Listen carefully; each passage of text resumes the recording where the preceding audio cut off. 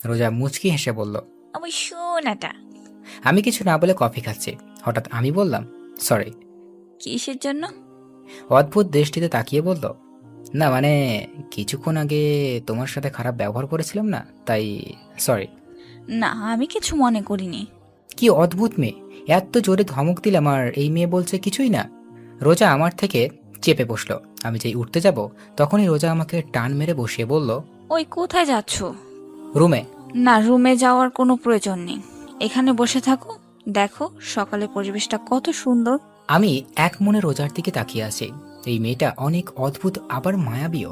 মাত্র কালকে দেখা হলো আর এখন দেখাচ্ছে সে আমাকে আরো অনেক বছর আগে থেকে ভালোবাসে। ডাইনিং টেবিলে বসে আছে, আম্মু আর রোজা রান্নাঘরে কাজ করছে। আব্বু, তোমরা আমার সাথে এমন করলে কেন? আব্বু আর নেহা, আমার বোন, চোখ বড় বড় করে তাকিয়ে আছে। হঠাৎ আব্বু বলল, আমরা আবার তোর সাথে কি করলাম? কিছু জানো না তাই না? আরে কি হয়েছে বলবি তো? তোমরা আমার থেকে 5 বছরের বড় একটা মেয়ের সাথে বিয়ে ঠিক করে দিলে। কেন করলে আমার সাথে এমন? শোন নীল, বাবা মা সন্তানের জন্য যা করে তা ভালোর জন্যই করে। দেখিস তুইও রোজার সাথে সুখী থাকবি। আব্বু, আমি আর একজনকে ভালোবাসি আর আমি এই বিয়ে মানি না। ভাইয়া, কি বলছিস তুই? পাগল হয়ে গেলি নাকি? দেখো নীল, বিয়ে কোনো ছেলে খেলা না। রোজা এখন থেকে তোমার বউ, এটা ভুলে যেও না। আমি এই বিয়ে মানি না। আর আমি বললাম তো আমি আর একজনকে ভালোবাসি। তুমি যেই মেয়েকে ভালোবাসো সে মেয়ে একটা বাজে মেয়ে, রাস্তায় রাস্তায় ছেলেদের সাথে চলাফেরা করে। ও তোমাকে নিয়ে খেলছে। আমি কিছু বলতে যাব ঠিক সে সময় আব্বু আর রোজা রান্নাঘর থেকে নাস্তা তৈরি করে নিয়ে আসলো। রোজা এসে আমার পাশে বসলো। সবাই একসাথে নাস্তা খাওয়া শুরু করলাম। সবাই কথা বলতেছে, কিন্তু আমি কোনো কথা বলতেছি না, কারণ আমার তাদের সাথে কথা বলার কোনো মুড নেই। তাই আমি আমার মতো খেয়ে বাইরে চলে আসলাম। আমি আড্ডাখানে আসতেই আমার বন্ধুরা নাইম, তানভীর, সাকিব চায়ের দোকানে বসে আছে। ওদের সামনে আসতেই, কিরে, কালকে আমাদেরকে কিছু না বলে ভার্সিটি থেকে এইভাবে চলে আসলি যে কেন? না মানে পরিবারের একটু সমস্যা হয়েছিল তাই আর কি। আচ্ছা, রিয়ার সাথে কি তোর কোনো কথা হয় নাই?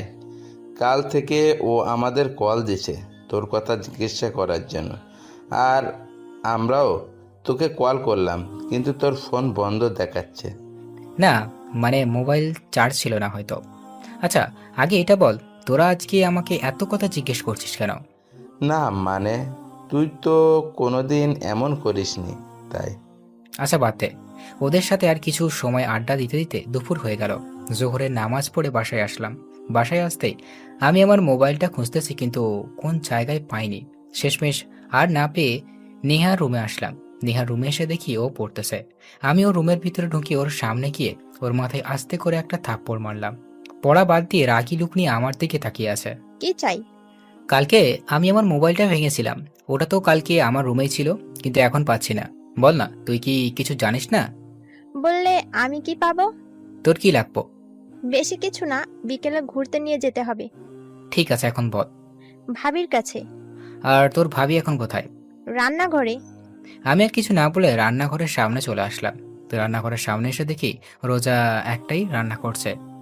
আমি রান্নাঘরে ঢুকে পড়লাম। কেমনে যেন রোজা রান্নাঘরে কারো উপস্থিতি টের পেয়ে তাড়াতাড়ি পিছনে ঘুরে তাকালো। রোজা আমাকে দেখে বলল, সকাল থেকে এই পর্যন্ত কোথায় ছিলে? আবার রান্না করতে করতে বলল, বন্ধুদের সাথে। নামাজ পড়ছিলা? হুম, আমার একটা কথা ছিল। বলো। আমার মোবাইলটা কোথায়? বলবো, তার আগে একটা শর্ত আছে। হুম, বলো কি? আমাকে এখন পেছন থেকে ছড়িয়ে ধরো, তাহলে বলবো। কি, পাগল হয়ে গিয়েছো? হুম, যাতে তাড়াতাড়ি ধরবে, তত তাড়াতাড়ি মোবাইলটা পেয়ে যাবে। আমি পালাবো না, অন্য কিছু বলো। তোমার ইচ্ছা, না ধরলে নাই, আমার কিছু যায় আসে না। কেউ এসে গেলে খারাপ হয়ে যাবে। ওই কে কি বলবে? হ্যাঁ, তুই কি অন্য কোনো মেয়েকে জড়িয়ে ধরবি যে কেউ দেখলে খারাপ ভাববে?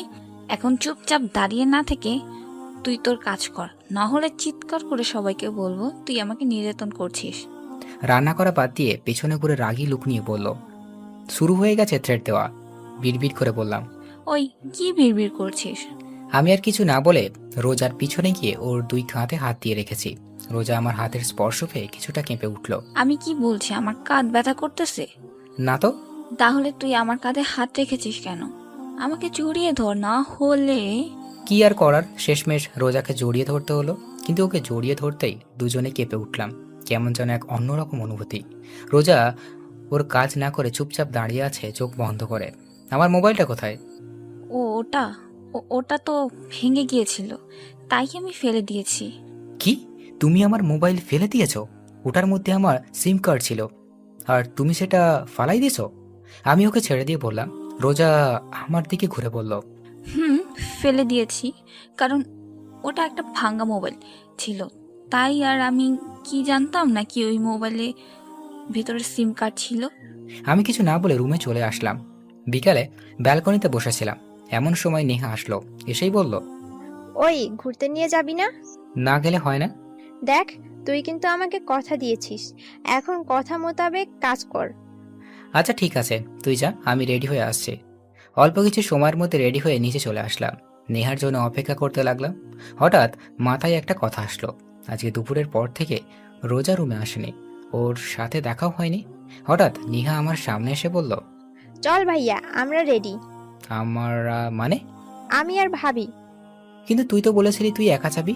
ওই খবরদার, মিথ্যা কথা বলবি না। আমি বলছি ঘুরতে নিয়ে যেতে হবে, কিন্তু এটা বলিনি যে আমাকে নিয়ে যেতে হবে। আচ্ছা ঠিক আছে, তোর ভাবি কই? নেহা চোখে ইশারা করে সাইডে দেখতে বলল। আমি সাইডে তাকাতেই অবাক, কারণ রোজা একটা নীল রঙের শাড়ি পরেছে, আর এই শাড়িতে ওকে অনেক সুন্দর লাগছে। ওর টানা টানা হরিণের মতো চোখ একটা দৃষ্টিতে তাকিয়েই থাকতেই মন চাচ্ছে। রোজা আমাকে এইভাবে ওর দিকে তাকিয়ে থাকতে দেখে ও লজ্জায় লাল হয়ে গেল। আমরা দুজনের অবস্থা দেখে নেহা বলল, ওই আজকে কি তোমরা যাইবা নাকি এখানে একজন আরেকজনের দিকে তাকিয়ে থাকবা? নেহার কথা শুনে আমাদের দুজনের ঘোর কাটল।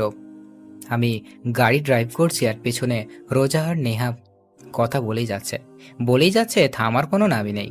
ওদের কথা শুনে মন চাচ্ছে গাড়ি থেকে লাফ দিই। হঠাৎ নেহা বলল, ভাইয়া, ওই দোকানদারটার সামনে গাড়ি থামা। কেন? ফুচকা খাবো তাই, এখন কথা কম বলে গাড়ি থামা। দোকানটার সামনে গাড়ি থামাতেই রোজা আর নেহা গাড়ি থেকে বের হওয়া। বাইরে তাকিয়ে দেখি ওরা দোকানের দিকে হাঁটা দিচ্ছে। কি আর করার, ওদের পিছে পিছে যেতে হলো। রোজা আর নেহা এক পাশে বসলো আর আমি আর এক পাশে। কিছু সময় পর নেহা আর রোজা এমনভাবে পুচকা খাওয়া শুরু করলো যে অনেক বছর পর পুচকা দেখছে। একটার পর একটা মুখের ভিতর ঢুকিয়েই যাচ্ছে। হঠাৎ কোথা থেকে যেন একটা মেয়ে আমার পাশের সিটে এসে বসতে বলল। রোজা আর নেহা খাওয়ার মধ্যেই ব্যস্ত, আর আমি ড্যাব ড্যাব করে মেয়েটার দিকে তাকিয়ে আছি। মেয়েটার গায়ের রং ফর্সা। মেয়েটা একটা কালো রঙের শাড়ি পরেছে, হাতে কালো ছুরি, কপালে কালো টিপ। মেয়েটাকে অনেক সুন্দর লাগছে। হঠাৎ মেয়েটা আমাকে বলতো, আচ্ছা, আপনি কি সিঙ্গেল?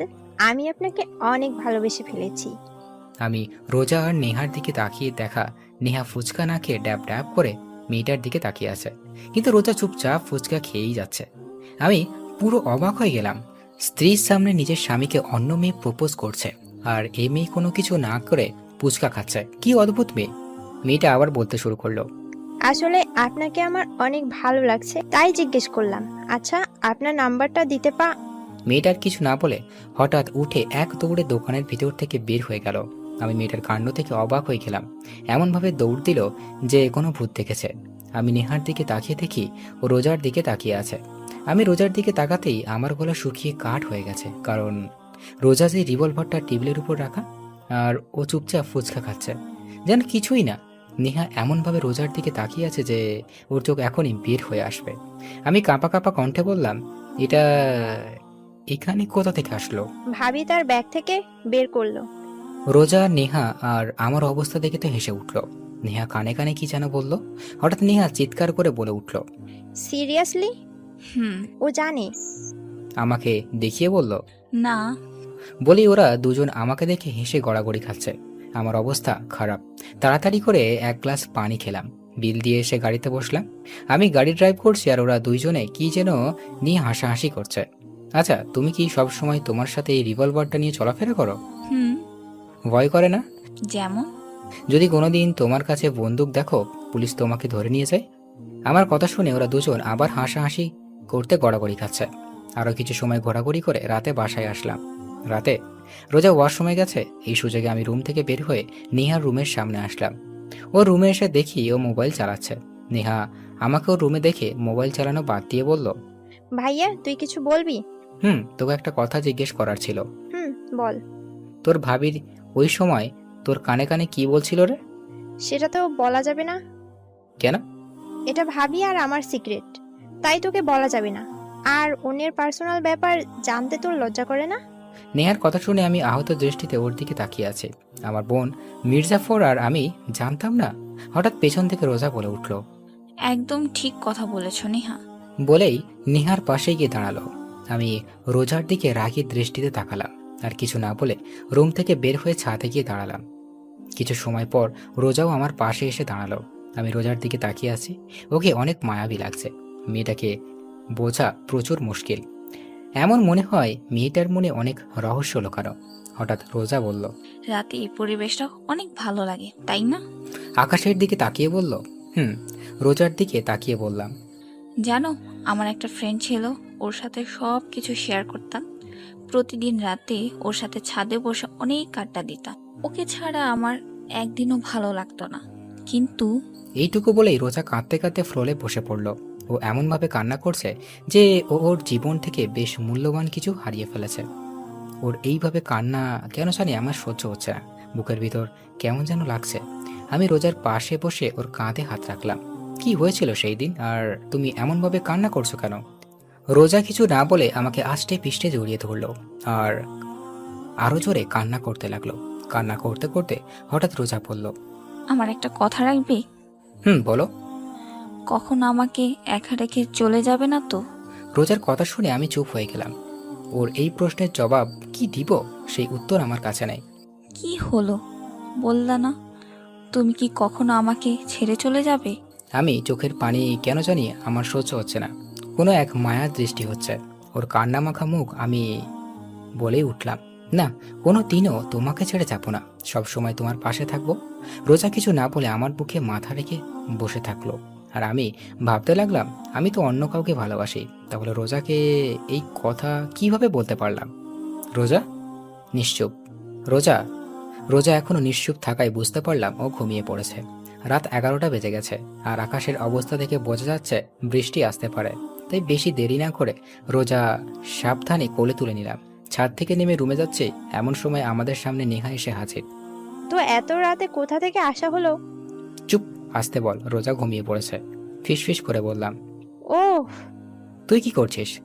এত রোমান্টিক একটা সময়, ভাবি তোর কোলে, একটা ছবি তো তুলতে হবেই। নেহার ছবি তোলা হয়ে গেলে আমরা রুমে চলে আসলাম। রোজাকে বিছানায় শুইয়ে দিলাম। আমি ওর উপর পাশে শুয়ে পড়লাম, রোজার দিকে মুখ করে। ঘুমন্ত অবস্থায় রোজাকে অনেক মায়াবতী লাগছে।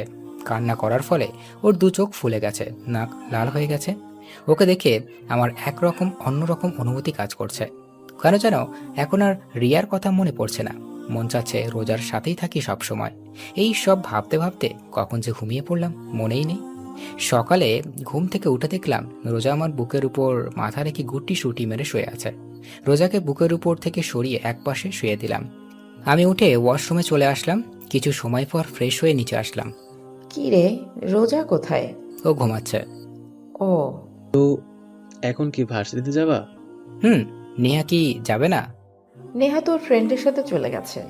ও, কিছু সময় পর ভার্সিটির উদ্দেশ্যে রওনা দিলাম। কিছু সময়ের মধ্যে ভার্সিটিতে পৌঁছে গেলাম। ভার্সিটির ভিতর ঢুকতে কোথা থেকে যেন রিয়া দৌড়ে এসে আমাকে জড়িয়ে ধরলো আর বলতে লাগলো, ওই, কালকে কোথায় ছিলে? আর তোমার মোবাইল বন্ধ কেন? রিয়ার এইভাবে জড়িয়ে ধরা আমার কেন যেন ভালো লাগছে না। ওকে এক ছটকায় নিজের থেকে ছাড়িয়ে নিয়ে বললাম, একটু প্রবলেম হয়েছে তাই আর কি। তো আমি কি কিছু হেল্প করতে পারবো নাকি? না, দরকার নেই, এখন চলো ক্লাস। তাই না, আজকে গল্প করব, চলো। না, আমার এখন গল্প করার কোনো মুড নেই। না, তোমাকে বলেছি না, এখন গল্প করব, চলো। আমি রিয়ার হাত ধরে আমার হাতে এক টান দিয়ে ছাড়িয়ে নিয়ে বললাম, এত বায়না করো কেন? আমি বললাম না আমার এখন তোমার সাথে গল্প করার মুড নেই। সরি। রিয়া কিছু না বলে সেখান থেকে চলে গেল। আর আমি ভাবতে লাগলাম, আজ এই প্রথম আমি রিয়ার সাথে এমন ব্যবহার করলাম, কিন্তু কেন করলাম তা অজানা। অনেক সময় খোঁজার পর ক্যাম্পাসের কোনো এক আম গাছের নিচে বসে আছে। আমি রিয়ার সামনে গিয়ে দাঁড়ালাম। অনেকক্ষণ হয়ে গেল, কিন্তু রিয়া এই পর্যন্ত নিচের দিকে তাকিয়ে আছে। আমি আর না পেরে রিয়ার সামনে বসে পড়লাম। সরি। নিশ্চুপ। সরি বললাম তো। আমার আপনার সরি লাগবে না। আপনি এখন আসতে পারেন। না, আমি এখন আমার জানের সাথে গল্প করব। দরকার নাই আপনার গল্প। আমি রিয়ার পাশে বসে রিয়ার মাথা ধরে আমার কাঁধে রাখলাম। রিয়া আমার কাঁধে মাথা রেখে চুপচাপ বসে আছে। এখন কি কোনো কথা বলার প্রতিজ্ঞা করছো? হুম। ঠিক আছে, আমি কোনো কথা বলবো না। আমার সোনুটা কি রাগ করেছে? রিয়ার মুখের কথা শুনে আমার রোজার কথা মনে পড়ে গেল। ওই মেয়ে এখন কি যেন করছে। হঠাৎ রিয়া হালকা ধাক্কা দিয়ে বলল, কি হলো? কি ভাবছো? আমার গালে চুমু দিয়ে বলল, না কিছু, রিয়ার সাথে গল্প করছে। হঠাৎ ক্যাম্পাসে পুলিশের গাড়ি ঢুকলো। ক্যাম্পাসের সবাই গাড়ির দিকে তাকিয়ে আছে। হঠাৎ পুলিশের গাড়ি ভিতর থেকে একজন লোক বের হয়ে আমাদের দিকে আসতে লাগলো। আমি আর রিয়া কিছুটা ভয় পেয়ে গেলাম। লোকটা সামনে এসে বলল, আপনাকে ম্যাডাম ডেকেছে। আমাকে উদ্দেশ্য করে বলল, আমি কি করেছি যে আপনার ম্যাম আমাকে ডেকেছেন? সেটা না হয় ম্যাডামের কাছ থেকেই শুনে নিয়েন। বলেই আমার হাত ধরে টেনে নিয়ে যেতে লাগলো, যারা আমি কোনো আসামি। পুরো ক্যাম্পাসের সবাই আমার দিকে তাকিয়ে আছে, আর ভয়ে আমার গলা শুকিয়ে কাট, হার্টবিট কয়েক গুণ গতিতে লাফাতে লাগলো। লোকটা পুলিশের গাড়ির সামনে এসে বলল, ম্যাম নিয়ে এসেছি। গাড়ির ভিতর যে বসেছিল তাকে বলল। ঠিক, আপনি এখন যেতে পারেন। লোকটা চলে গেল। গাড়ির ভিতর যে মেয়েটা বসেছিল তাকে দেখে আমার মাথায় আকাশ ভেঙে পড়ল। আমার গলা দিয়ে কোনো কথা বের হচ্ছে না। তারপরেও কাঁপা কাঁপা গলায় বললাম, তুমি? তো এখানে কি অন্য কারোর থাকার কথা ছিল নাকি? পুলিশ থাকার কথা। তুমি কি গাঁজা টাজা খাইছো নাকি? না, কেন? তাহলে তুমি কি আমার শরীরে পুলিশের ইউনিফর্মটা দেখো না? তাহলে তুমি কি আসলেই পুলিশ? হুম। কোন পোস্টে? ওসি। আচ্ছা, তুমি কি এখন গোয়েন্দার মতো কি শুধু প্রশ্ন করেই যাবে, নাকি গাড়িতে উঠে বসবে? দেখো, পুরো ক্যাম্পাসের সব লোক আমাদের দিকে তাকিয়ে আছে। রোজার কথা শুনে আশেপাশে তাকিয়ে দেখি সবাই আমাদের দিকে তাকিয়ে আছে। রিয়ার দিকে তাকিয়ে দেখিও ওখানে মেরে দাঁড়িয়ে আছে। আমি কোনো কথা না বলে গাড়িতে উঠে বসলাম। রোজা ড্রাইভ করছে আর আমি চুপচাপ ড্যাব ড্যাব করে রোজার দিকে তাকিয়ে আছি। রোজাকে এই ড্রেসে এক কথায় অসাধারণ লাগছে। রোজা আমাকে এইভাবে তাকিয়ে থাকতে দেখে লজ্জা মাখা মুখে বলল, ওই, এইভাবে ড্যাব ড্যাব করে তাকিয়ে কি দেখছো? তোমাকে? আমাকে দেখার মতো আমার মাঝে এমন কি আছে? বলতে পারলাম না, কিন্তু তোমাকে অনেক সুন্দর লাগছে। তাই? আচ্ছা, এই কদিন না হয় আমাকে ভয় পাইতা, এখন কি ভয় লাগছে না? না, ভয় কেন লাগবে? আমার সাথে ফাইজলামি কষ্ট দিলে, আমাকে ছাড়া অন্য কোনো কার সাথে থাকলে তোমাকে জেলে ভরে দিতে পারবো। আমি রোজার কথা শুনে এখন ভয় লাগতে শুরু করলো, কারণ এই মেয়ের কথা বলা যায় না, বিনা কারণে জেলেও ঢুকিয়ে দিতে পারে। আমি রোজার থেকে চোখ ফিরিয়ে বাইরের দিকে তাকিয়ে থাকলাম। আমার অবস্থা দেখে রোজা হেসে ফেলল। কিছুক্ষণ পর রোজা আমাকে নিয়ে লেকের পাড়ে আসলো। রোজা আর আমি একটা বেঞ্চে বসে আছে, কেউ কোনো কথা বলছি না। যা কথা ভেঙে হঠাৎ রোজাই বলল, তোমাকে একটা প্রশ্ন করি। আমার দিকে তাকিয়ে বলল, বলো। ক্যাম্পাসে তোমার সাথে যে মেয়েটা বসেছিল, সেটা কি আমার সতীন? রোজার এমন প্রশ্ন করবে তা ভাবতেও পারিনি। ওর এই প্রশ্নের জবাবে কি দিব তা ভেবে পাচ্ছি না। আমাকে চুপ থাকতে দেখে রোজা বলল, এই শোনো, আমি কিন্তু অন্য কারোর সাথে আমার স্বামী ভাগ বসাবো না। তুমি শুধু আমার। অন্য কোনো মেয়ের তাকালে তোমাকে বিনা টিকিটে উপরে পাঠিয়ে দেব। কিছুটা রাগী গলায় বলল, বুঝেছি। আচ্ছা, একটা প্রশ্ন করি। বলো। তুমি জানলে কিভাবে যে ওই মেয়েটার সাথে আমার কিছু চলছে? আমাদের বিয়ের আগে আব্বু বলেছিল তুমি একটা মেয়েকে ভালোবাসো, আর সেই মেয়ে নাকি তোমার সাথে খেলা করেছে। আর আজকে তুমি আর ওই মেয়ে ক্যাম্পাসে এক কর্নারে বসেছিলে, তাই আমার আর বুঝতে বাকি রইল না এটাই সে মেয়ে। তা তোমার কি আমার উপর কোনো রাগ বা কষ্ট নেই? রাগ বা কষ্ট থাকবে কেন? এই যে তোমার স্বামী অন্য মেয়ের সাথে বসেছিল। আমি কি মানুষ নাকি যে আমার কষ্ট থাকবে? এখন চলো, এখানে ভালো লাগছে না। রোজার আচরণ দেখে বুঝলাম ও অনেক কষ্ট পেয়েছে। কেন যেন এই মেয়েকে বুঝতে পারছি না। পুরো অদ্ভুত একটা মেয়ে। তোমরা প্রেম করো, ভালোবাসো, রুম ডেট করো, ভালো কথা, তারপর ছ্যাঁকা খাও। শেষমেশ অন্য ছেলে বা মেয়েকে বিয়ে করে ওই মানুষটার লাইফটা কেন নষ্ট করছো বলতে পারবে একটু? এইসব কাজ কাম না করে বিয়ের আগের দিন রাতে বিষ খেয়ে মরে যাইছো, তারপরেও অন্য জীবনটারে নষ্ট করিস না। আমি গিয়ে রোজার পাশে বসলাম। রোজা কিছু না বলে চুপচাপ ড্রাইভ করতে লাগলো। আমার নিজের ভিতর কেমন যেন একটা গিল্টি ফিল হতে লাগলো। রোজাকে কি বলবো তা খুঁজে পাচ্ছি না। হঠাৎ রোজা একটা মলের সামনে গাড়ি থামিয়ে বলল, নামো। আমরা এখানে কেন এসেছি? ওই তুই নামবি নাকি অন্য কোনো পদক্ষেপ নিব? রাগে লাল বর্ণ ধারণ করে আছে। আমি কিছু না বলে গাড়ি থেকে নেমে রোজার পেছনে পেছনে চুপচাপ হাঁটছে। হঠাৎ রোজা একটা মোবাইলের শোরুমে ঢুকলো। আমি একটু দাঁড়িয়ে ভাবলাম রোজা এখানে কেন এসেছে। কিছু না ভেবে দোকানের ভিতরে ঢুকে পড়লাম। রোজা একটা মোবাইলের সিম কিনলো। আমি চুপচাপ দেখে যাচ্ছি। মোবাইল দেখে আমার লোভ এসে পড়লো। মন চাচ্ছে যদি এই মোবাইলটা আমার হতো। রোজা বিল পেমেন্ট করে আবার বেরিয়ে পড়লো। আমি রোজার পিছে পিছে বের হয়ে গাড়িতে বসলাম। কিছুক্ষণ পর রোজা একটা রেস্টুরেন্টের সামনে গিয়ে গাড়ি থামালো। আমার দিকে তাকাতেই আমি গাড়ি থেকে নেমে পড়লাম। রোজার আমি রেস্টুরেন্ট থেকে লাঞ্চ করলাম, কিন্তু রোজা আমার সাথে কোনো প্রকার কথাই বলেনি। আর একটা লজ্জাজনক কথা, সব পেমেন্ট রোজাই করছে, কারণ আমি বেকার। কিছু সময় পর দুজনেই বাসায় চলে আসলাম। বাসায় আসতেই আম্মু রোজাকে ডাকলো। রোজা কিছু না বলে রুমে চলে গেল। আম্মু আমাকে দেখে আমার সামনে এসে বসলো। কি রে, রোজার আবার কি হলো? কই, কিছু না তো। দেখ, নীলামার সাথে মিথ্যা কথা বলবি না। বল কি হয়েছে? ও আমার সাথে একটু রাগ করেছে, এইটুকুই। আর কি নিয়ে রাগ করেছে? তেমন কিছু না, আমি এখন রুমে গেলাম বলে ওখান থেকে চলে আসলাম। রুমে এসে দেখি রোজা মার্কেট থেকে যে মোবাইল কিনেছিল সেটা চালাচ্ছে। আমাকে দেখেও না দেখার ভান করে এক মনে মোবাইল চালাতে লাগলো। আমি কিছু না বলে ওয়াশরুমে চলে গেলাম। ওয়াশরুমে এসে ভাবতে লাগলাম যে ওর রাগ ভাঙানো যায় কিভাবে, কিন্তু কোনো আইডিয়া পেলাম না। ওয়াশরুম থেকে বের হয়ে দেখলাম রোজা আগের মতো খাটে বসে মোবাইল গোতাচ্ছে। আমি চুপচাপ রোজার পাশে গিয়ে বসে থাকলাম, কিন্তু এই মায়ার যে জায়গায় কোনো খেয়ালই নেই। আমি ড্যাব ড্যাব করে ওর দিকে তাকিয়ে আছি আর ও এক মনে মোবাইলের দিকে। আমি এইবার মাথা নিচু করে বসে রইলাম। হঠাৎ রোজা আমার দিকে ঘুরে বসে একটা মোবাইল বাড়িয়ে দিল। আমি ড্যাব ড্যাব করে ওর দিকে তাকিয়ে আছি। আমাকে এইভাবে তাকিয়ে থাকতে দেখে ও বলল, এইভাবে তাকানোর কিছু নেই, তোমার মোবাইল নেই সেজন্য এটা তোমাকে দিলাম। রোজার দিকে তাকিয়ে মনে মনে বললাম, কিপটুস একটা কিপটা। ও আমাকে ওর পুরনো মোবাইলটা ধরিয়ে দিল, আর আমি ভেবেছিলাম ও আমাকে এই নতুন মোবাইলটা দিবে। আমি মুখ কালো করে রোজার দিকে তাকিয়ে আছে, আর রোজা এই ইমোজি মতো আমার দিকে তাকিয়ে আছে। আমি রোজার হাত থেকে মোবাইলটা নিয়ে নিলাম। হঠাৎ রোজা আমাকে বলল, এই একটু সামনে এসো, তোমাকে একটা কথা বলবো। আমি রোজার দিকে একটু এগোতেই রোজা বলল, জানো, এই মোবাইলটা আমার অনেক দিন ধরে কেনার শখ ছিল, তাই এটা আমি রেখে দিলাম। আর আমার এই মোবাইলটা যখন পুরান হয়ে গেছে, তাই এটা তুমি রেখে দাও। রোজার কথা শুনে আমি হেসে উঠলাম। রোজা আমার দিকে অদ্ভুত দৃষ্টিতে তাকিয়ে আছে। হাসছো কেন? তুমি আমার মোবাইলটা নিয়ে অনেক বড় উপকার করলা। মানে? তুমি তো আমাকে তোমার মোবাইল দিয়ে দিলে, তাই এখন আর মোবাইল কেনার কোনো প্রয়োজন নেই। আর আব্বু তো জানে যে আমার মোবাইল নেই, আর আব্বুর থেকে মোবাইল কেনার জন্য ফাও টাকা পাবো, বুঝছো? কিন্তু এ কি, এই মায়া কি পাগল হয়ে গেল নাকি? রোজা হাসতে হাসতে বিছানায় গড়াগড়ি খাচ্ছে, কিন্তু আমি কিছুই বুঝতে পারছি না এখানে হাসার কি আছে। হাসছো কেন?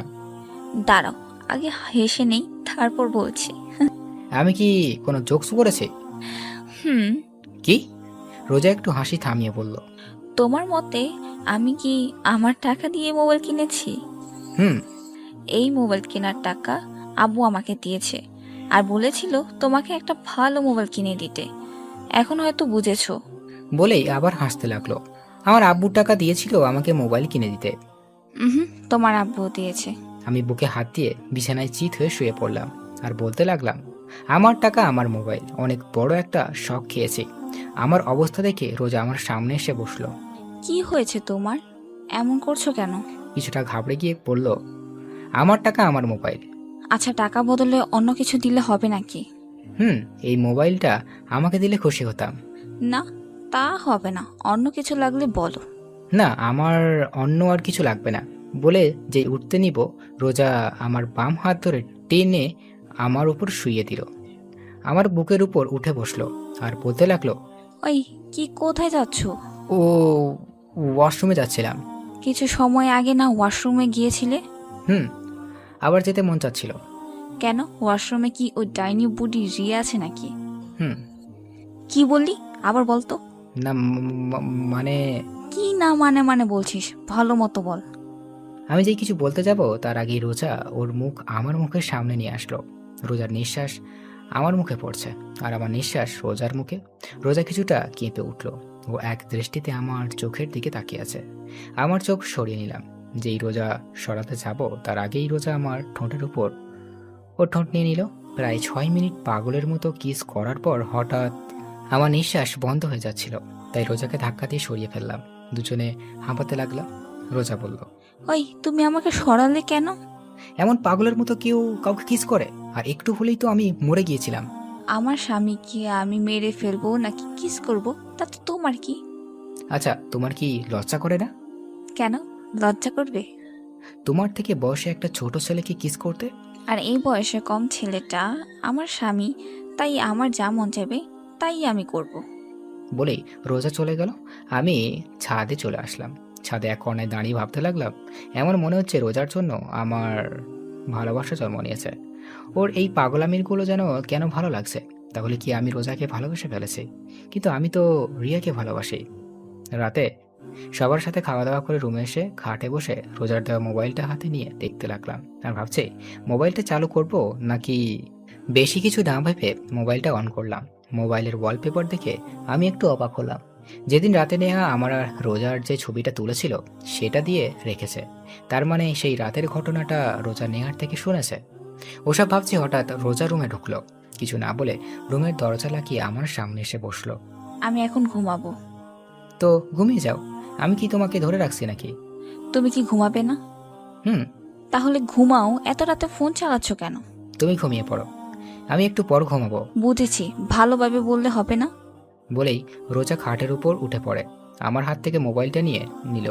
আমি শুধু নির্বাক দর্শক হিসাবে তাকিয়ে আছি। মোবাইলটা সাইডে রেখে আমার হাত টান মেরে শুয়ে দিয়ে ও আমার বুকের উপর শুয়ে পড়ল।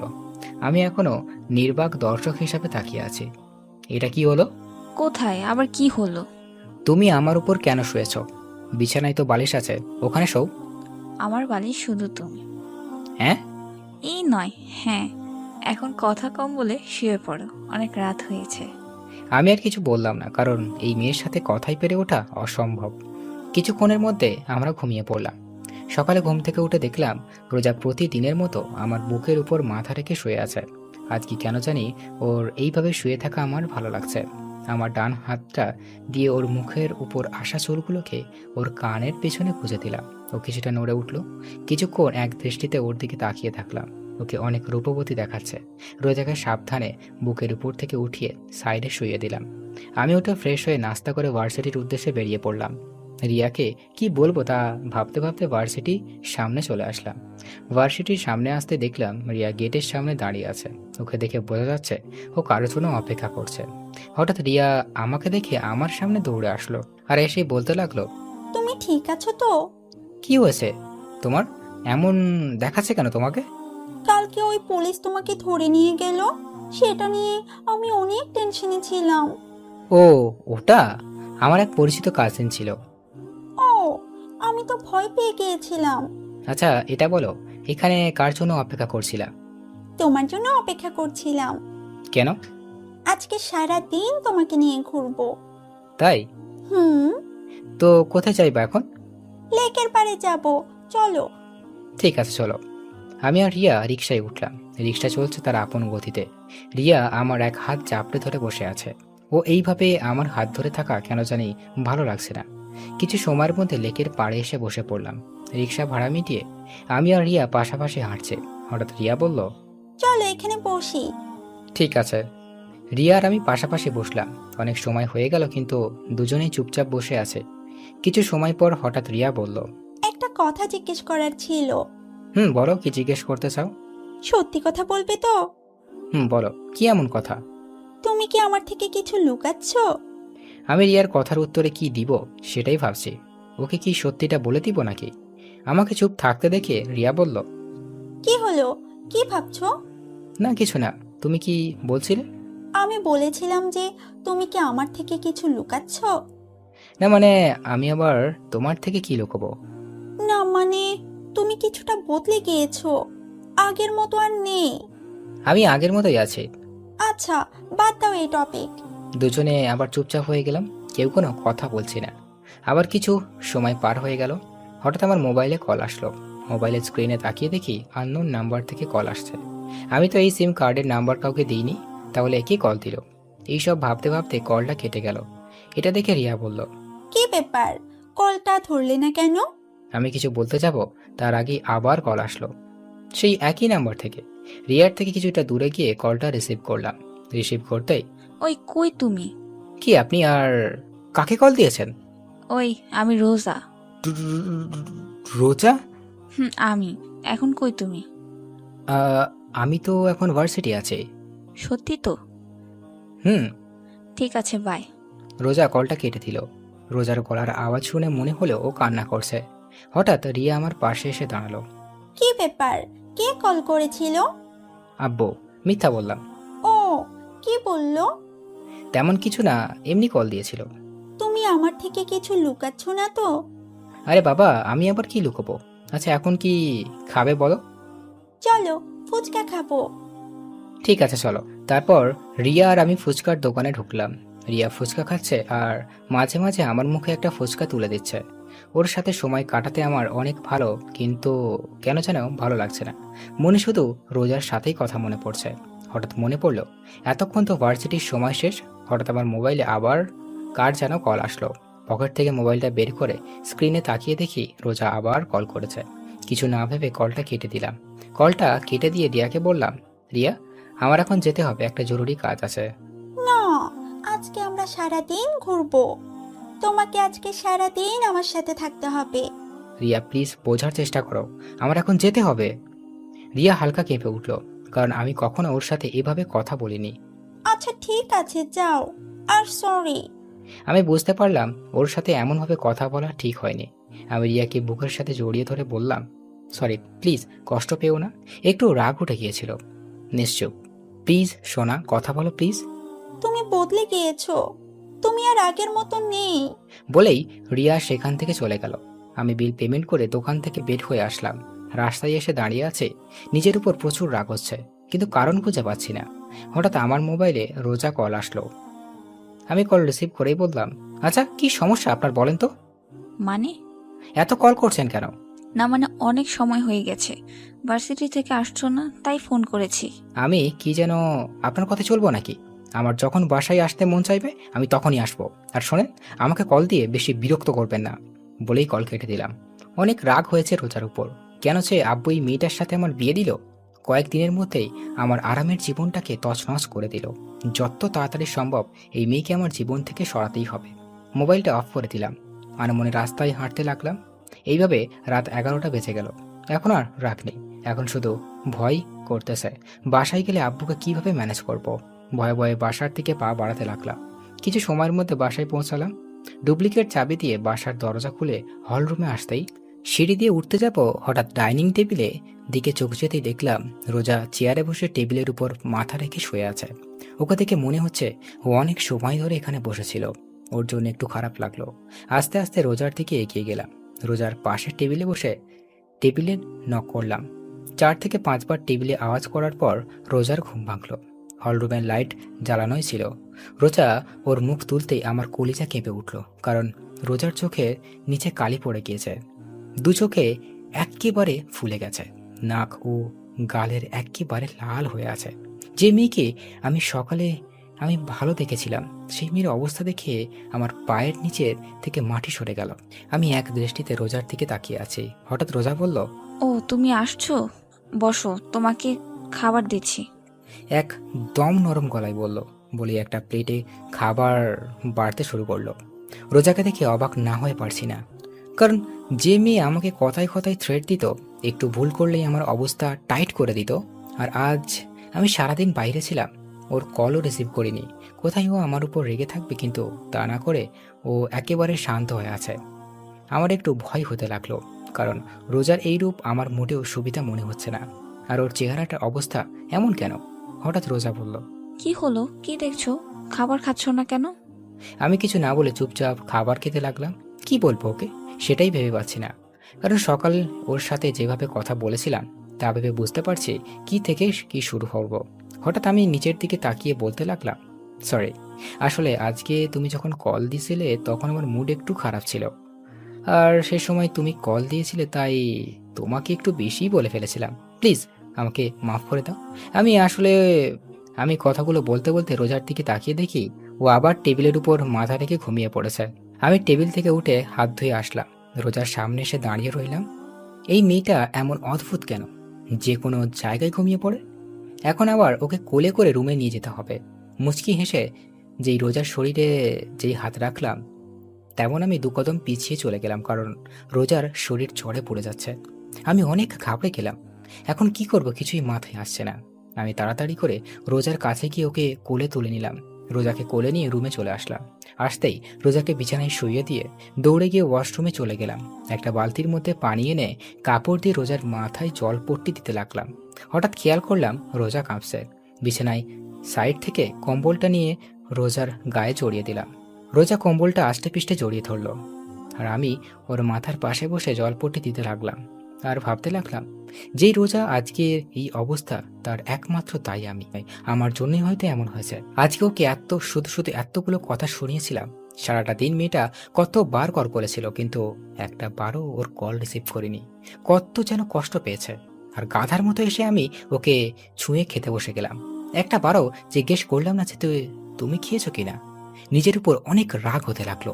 হঠাৎ এমন মনে হলেও আমার গাল বেয়ে পানি গড়িয়ে পড়ছে। এক হাত দিয়ে চেহারায় হাত দিয়ে দেখি আমার চোখে পানি। আমার চোখের পানিটা মায়ার নাকের কষ্টে, সেটা অজানা। আমি শেষবার ভেবে কেঁদেছিলাম, সেটা আমার মনে নেই। কেন যে মেয়েটা কি এত কষ্ট দিতে গেলাম। রোজার চেহারার দিকে তাকালেই কেন জানি আমার অনেক কষ্ট হচ্ছে। এইভাবে সারা রাত রোজার মাথায় পানি ঢালতে ঢালতে সকাল হয়ে গেল। সকাল 6টা। এখন রোজার শরীরের জ্বর কিছুটা কমে এসেছে। হঠাৎ আমি রোজার জামার দিকে খেয়াল করে দেখলাম, পানি ঢালতে ঢালতে ওর জামা বেশ খানিকটা ভিজে গিয়েছে। এখন হইল আর এক সমস্যা, রোজা জামা চেঞ্জ করব কিভাবে। কিন্তু কিছু সময় ভাবে আমি রুম থেকে বের হয়ে নেহার রুমের সেখানে আসলাম। নেহার রুমের সামনে এসে বেশ খানিকটা সময় ধরে নেহাকে ডাকার পর নেহা দরজা খুলতেই বলল, কি হয়েছে, সমস্যা কি? আপনি এত সকালে আমাকে ডাকছেন কেন? নেহা আমার সাথে এতটুকু বলেই চুপ হয়ে গেলাম, কারণ আমার বোন আমাকে আপনি করে বলছে। কি হলো বোন, তুই আমাকে আপনি করে বলছিস কেন? নেহা এক ঝটকায় হাতটা সরিয়ে নিয়ে আমার থেকে 2 কদম পিছিয়ে গিয়ে বলতে লাগলো, আমার ইচ্ছা আমি কাকে কি বলে ডাকবো, আর আপনি আমার ভাই না, আর আমি আপনার কোনো বোন না। আমি অবাকের উপর অবাক হচ্ছে, কারণ কি এমন হয়েছে যার কারণে নেহা আমার সাথে এমন ব্যবহার করছে। কেন জানি ওর কথাগুলো আমার ভিতরে কেমন যেন ব্যথা অনুভব হতে লাগলো। হঠাৎ নেহা আমার মুখের সামনে চুটকি বাজিয়ে বলল, কি হলো, আপনি কেন এসেছেন এখানে? রোজার। কি হয়েছে ভাবির? কি বলেন, কি হয়েছে ভাবির? কিছুটা ঘাবড়ে গিয়ে বলল। আমি কিছু বলার আগেই নেহা আমাকে পাশ কাটিয়ে আমার রুমের দিকে দৌড় দিল। আমি দাঁড়িয়ে না থেকে নেহার পিছনে পিছনে গেলাম। নেহা রুমের ভিতরে ঢুকে রোজার অবস্থা দেখে আমার দিকে রাগী দৃষ্টিতে তাকিয়ে থাকলো। ও এমনভাবে আমার দিকে তাকালো যে আমি কোনো জেলের আসামি। নেহা আমার সামনে এসে বসলো। কি করছেন আপনি ভাবির সাথে? প্রচুর রেগে গিয়ে বলল, রাতে আমি আর রোজার খাবার টেবিলে বসেছিলাম। আমি খাবার খাচ্ছি, হঠাৎ দেখি রোজা কিছুটা কাঁপছে। কিন্তু আমি ভেবেছিলাম হয়তো এমনি। তারপর হঠাৎ হাত ধুয়ে এসে যখন ওর ডাক দিলাম, কিন্তু ও উঠলো না। ওর শরীরে হাত দিয়ে দেখেই ওর শরীরে প্রচুর জ্বর এসেছে। তারপর ওকে রুমে নিয়ে এসে পানি পট্টি দিতে দিতে ওর জামা ভিজে গিয়েছে, তাই তোকে ডাক দিয়েছে। এক নিঃশ্বাসে বললাম নিচের দিকে তাকিয়ে। আচ্ছা, ভাবি কি আপনাকে কিছু বলেনি? না একবারও কি রুমের অবস্থা দেখেছেন? না, রুমে আবার কি হয়। এটুকু বলেই পুরো রুমের দিকে তাকাতেই দেখলাম আমার রুমটা এমন দেখাচ্ছে যে রুমের ভিতর কোনো বড় সড়ো টর্নেডো এসেছিল।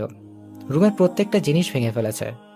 এমনকি খাটের উপর দেওয়ালে আমার বড় একটা ছবি ঝোলানো ছিল, সেটাও ভেঙে ফেলেছে।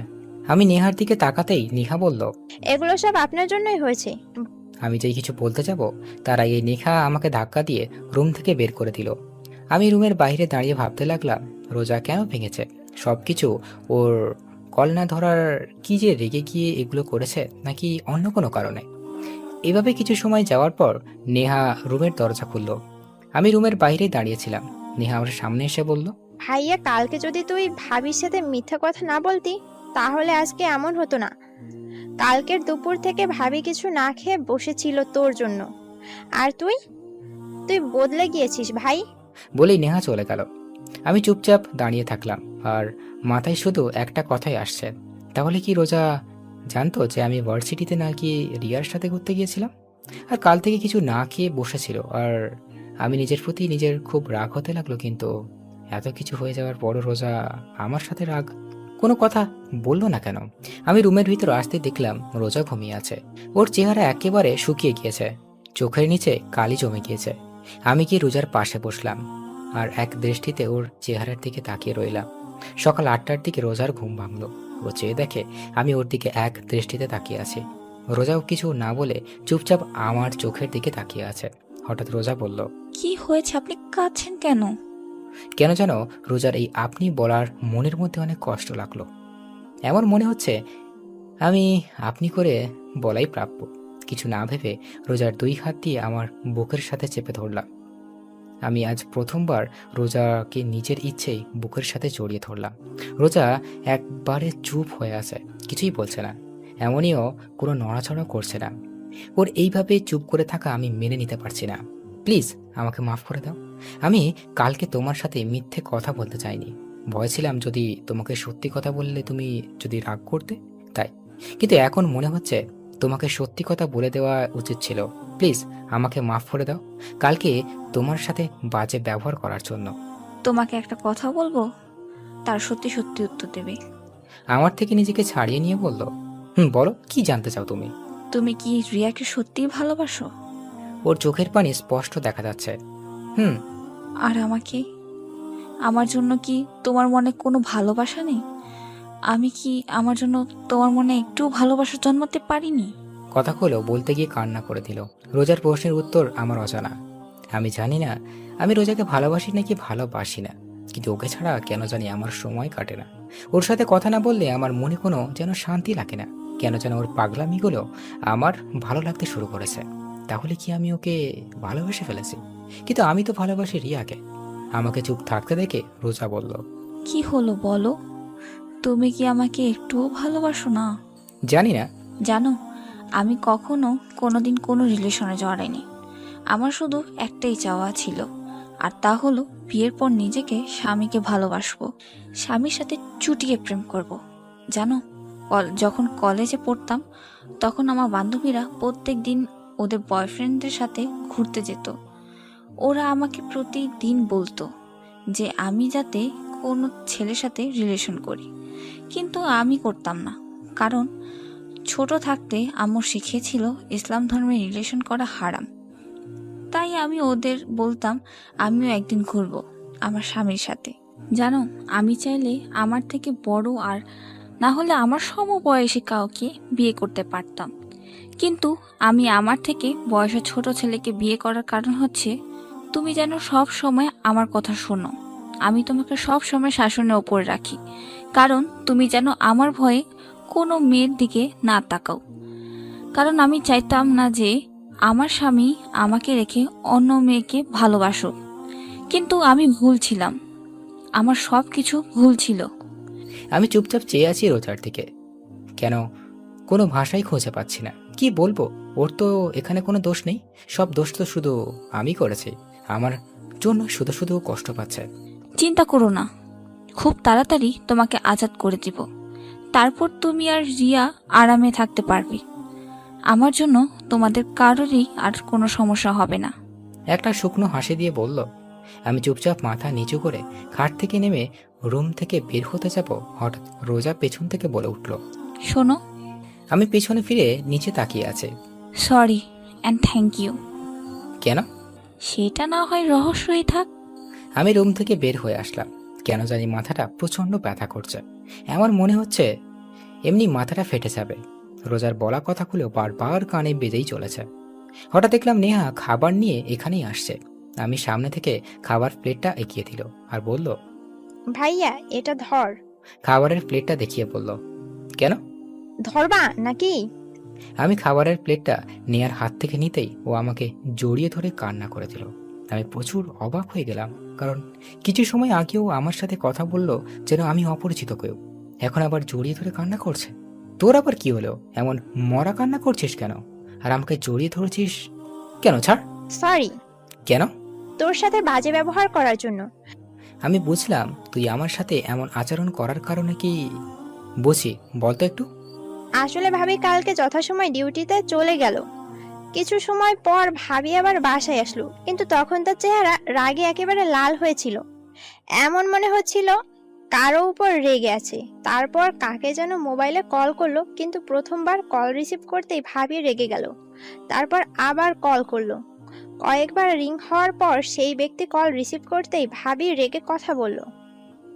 কিছু সময় পর বুঝতে পারলাম ভাবি তোকে কল করেছে। কিছু সময় পর ভাবি আবার তোকে কল করলো, কিন্তু হঠাৎ কি যেন ভাবির কান্না করতে করতে রুমে চলে গিয়ে ভিতর থেকে দরজা বন্ধ করে দিল।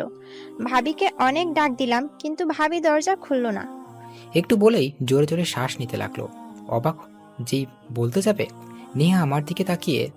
আমি রোজার ব্যাপারটা নিয়ে এত বেশি অবাক হইনি যত অবাক হয়েছি নেহার কথা বলা দেখে। দু চোখ ট্যাপ ট্যাপ করে নেহার দিকে তাকিয়ে আছে। নেহা আমাকে এইভাবে ওর দিয়ে থাকতে দেখে ভ্রু কুঁচকে আমার দিকে তাকিয়ে বলল, ওই তুই এভাবে কি দেখছিস? বোন তুই ঠিক আছিস তো? কেন, আমার আবার কি হবে? না মানে আমার মনে হচ্ছে তোর জিনের আসর লেগেছে, কারণ তুই এত কথা বলা কোথা থেকে শিখেছিস? নেহা মুখ ফুলিয়ে বলল। সবসময় তোর ফাজলামি না করলে ভালো লাগে না। নেহার কথা শুনে জোরে জোরে হাসতে লাগলাম। আমার হাসি দেখে নেহা হেসে উঠল। ভাইয়া, এখন আর বেশি কথা না বলে ভাবির কাছে যা। ঠিক আছে। আর আব্বু আম্মু কি রোজার শরীর ভালো না তা জানে? আব্বু আম্মু তো বাসায় নেই। কেন, কোথায় গিয়েছে? গতকাল সকালে নানিদের বাসায় গিয়েছে, আর আজকে শুক্রবার, তাই কালকে চলে আসবে। ও ঠিক আছে, তুই নাস্তা করে নিস। ঠিক আছে। বলেই চলে গেল। আমি আবার ঘুরে রুমের দিকে আসতে লাগলাম। রুমের সামনে এসে দেখলাম রোজা যা যা ভেঙেছিল তা পরিষ্কার করছে। আমি প্লেটটা খাটে রেখে রোজার পিছনে গিয়ে বললাম, কি করছো তুমি? হঠাৎ আমার কথা শুনে রোজা কিছুটা কেঁপে উঠল। রোজা পিছনে তাকিয়ে বলল, কালকে তো এগুলো আমি ভেঙেছিলাম, তাই পরিষ্কার করছি। তুমি কি আমার সাথে ফাজলামি করছো? কেন, আমি আবার কি করলাম? কেন, তুমি জানো না তোমার শরীর খারাপ? হ্যাঁ, তারপরও কেন এগুলো করছো? রোজার মুখে কোনো একটা হাসির রেখা ফুটে উঠল। তাহলে এগুলো করবে কে? সেটা আমার জানার প্রয়োজন নাই, তাই খাবার খেয়ে নাও। রোজা উঠে চুপচাপ গিয়ে খাটে বসে থাকলো। খাবার না খেয়ে আমার চেহারার দিকে তাকিয়ে আছে। আমি রোজার সামনে গিয়ে বললাম, কি হলো, খাবার খাচ্ছ না কেন? খাবার খেতে মন চাচ্ছে না। সেটা না হয় বুঝলাম, কিন্তু আপনার কেন খেতে মন চাচ্ছে না? জানি না। আমি খাবারের প্লেটটা হাতে নিয়ে বললাম, ফাজলামি বাদ দেন আর এখন চুপচাপ খাবার খাবেন। আমি আর কোনো কথা শুনতে চাই না। আমি রোজাকে খাইয়ে দিচ্ছে আর রোজা চুপচাপ খেয়ে যাচ্ছে। ওর চেহারার দিকে বোঝা যাচ্ছে ও এটাই চাইছিল, যে আমি ওকে নিজের হাতে খাইয়ে দিই। ভাববেন না যে আমি আপনাকে ভালোবাসি তাই খাইয়ে দিচ্ছে। আমি চাই না আমার জন্য কেউ না খেয়ে থাকুক, তাই আপনাকে খাইয়ে দিচ্ছে। রোজা কিছুই বলল না, চুপচাপ খেয়ে যাচ্ছে। রোজাকে খাইয়ে জ্বরের ওষুধ খাইয়ে দিয়ে বিছানায় শুইয়ে দিলাম। ও চুপচাপ দেখেই যাচ্ছে। পুরো রুম গোছানো শেষ হলে 12:30টায় গোসল করে নামাজের জন্য রেডি হয়ে বেরিয়ে পড়লাম। কিছু সময় পর নামাজ পড়ে মসজিদ থেকে বের হয়ে আসলাম।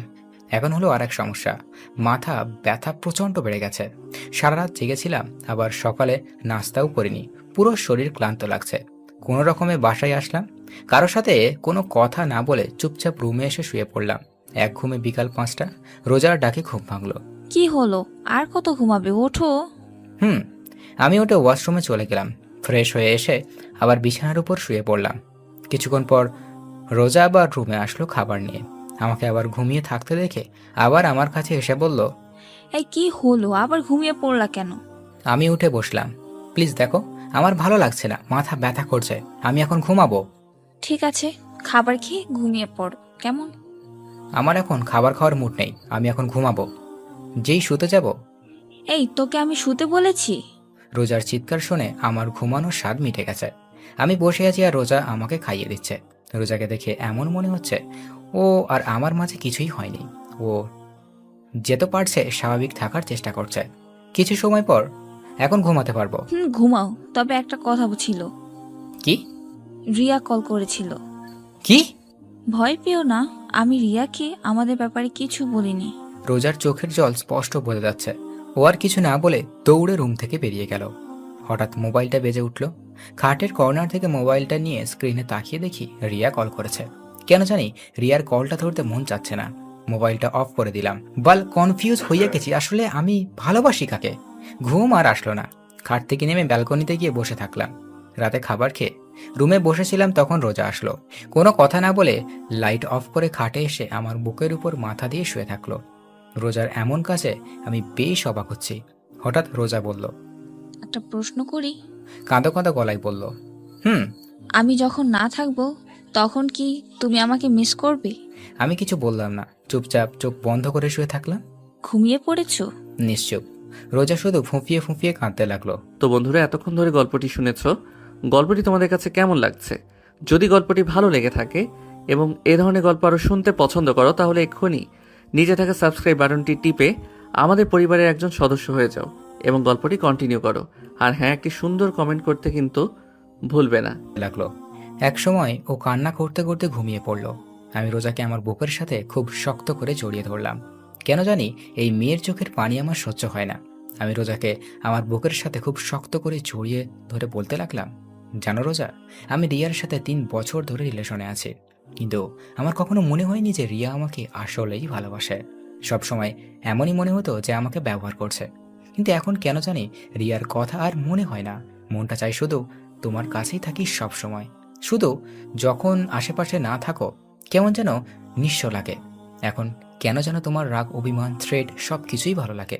আমি তোমাকে ভালোবাসি রোজা, অনেক অনেক ভালোবাসি। রোজা চুপচাপ আমার বুকের উপর শুয়ে আছে। জানি না ও কথাগুলো শুনেছে নাকি। আমি রোজার কপালে একটা চুমু এঁকে দিলাম। কিছু সময়ের মধ্যে রোজাকে বুকের সাথে জড়িয়ে ধরে ঘুমিয়ে পড়লাম। সকালে সবাই একসাথে নাস্তা করছি। হঠাৎ রোজার আব্বু উদ্দেশ্য করে বলল, আব্বু, মা বলো।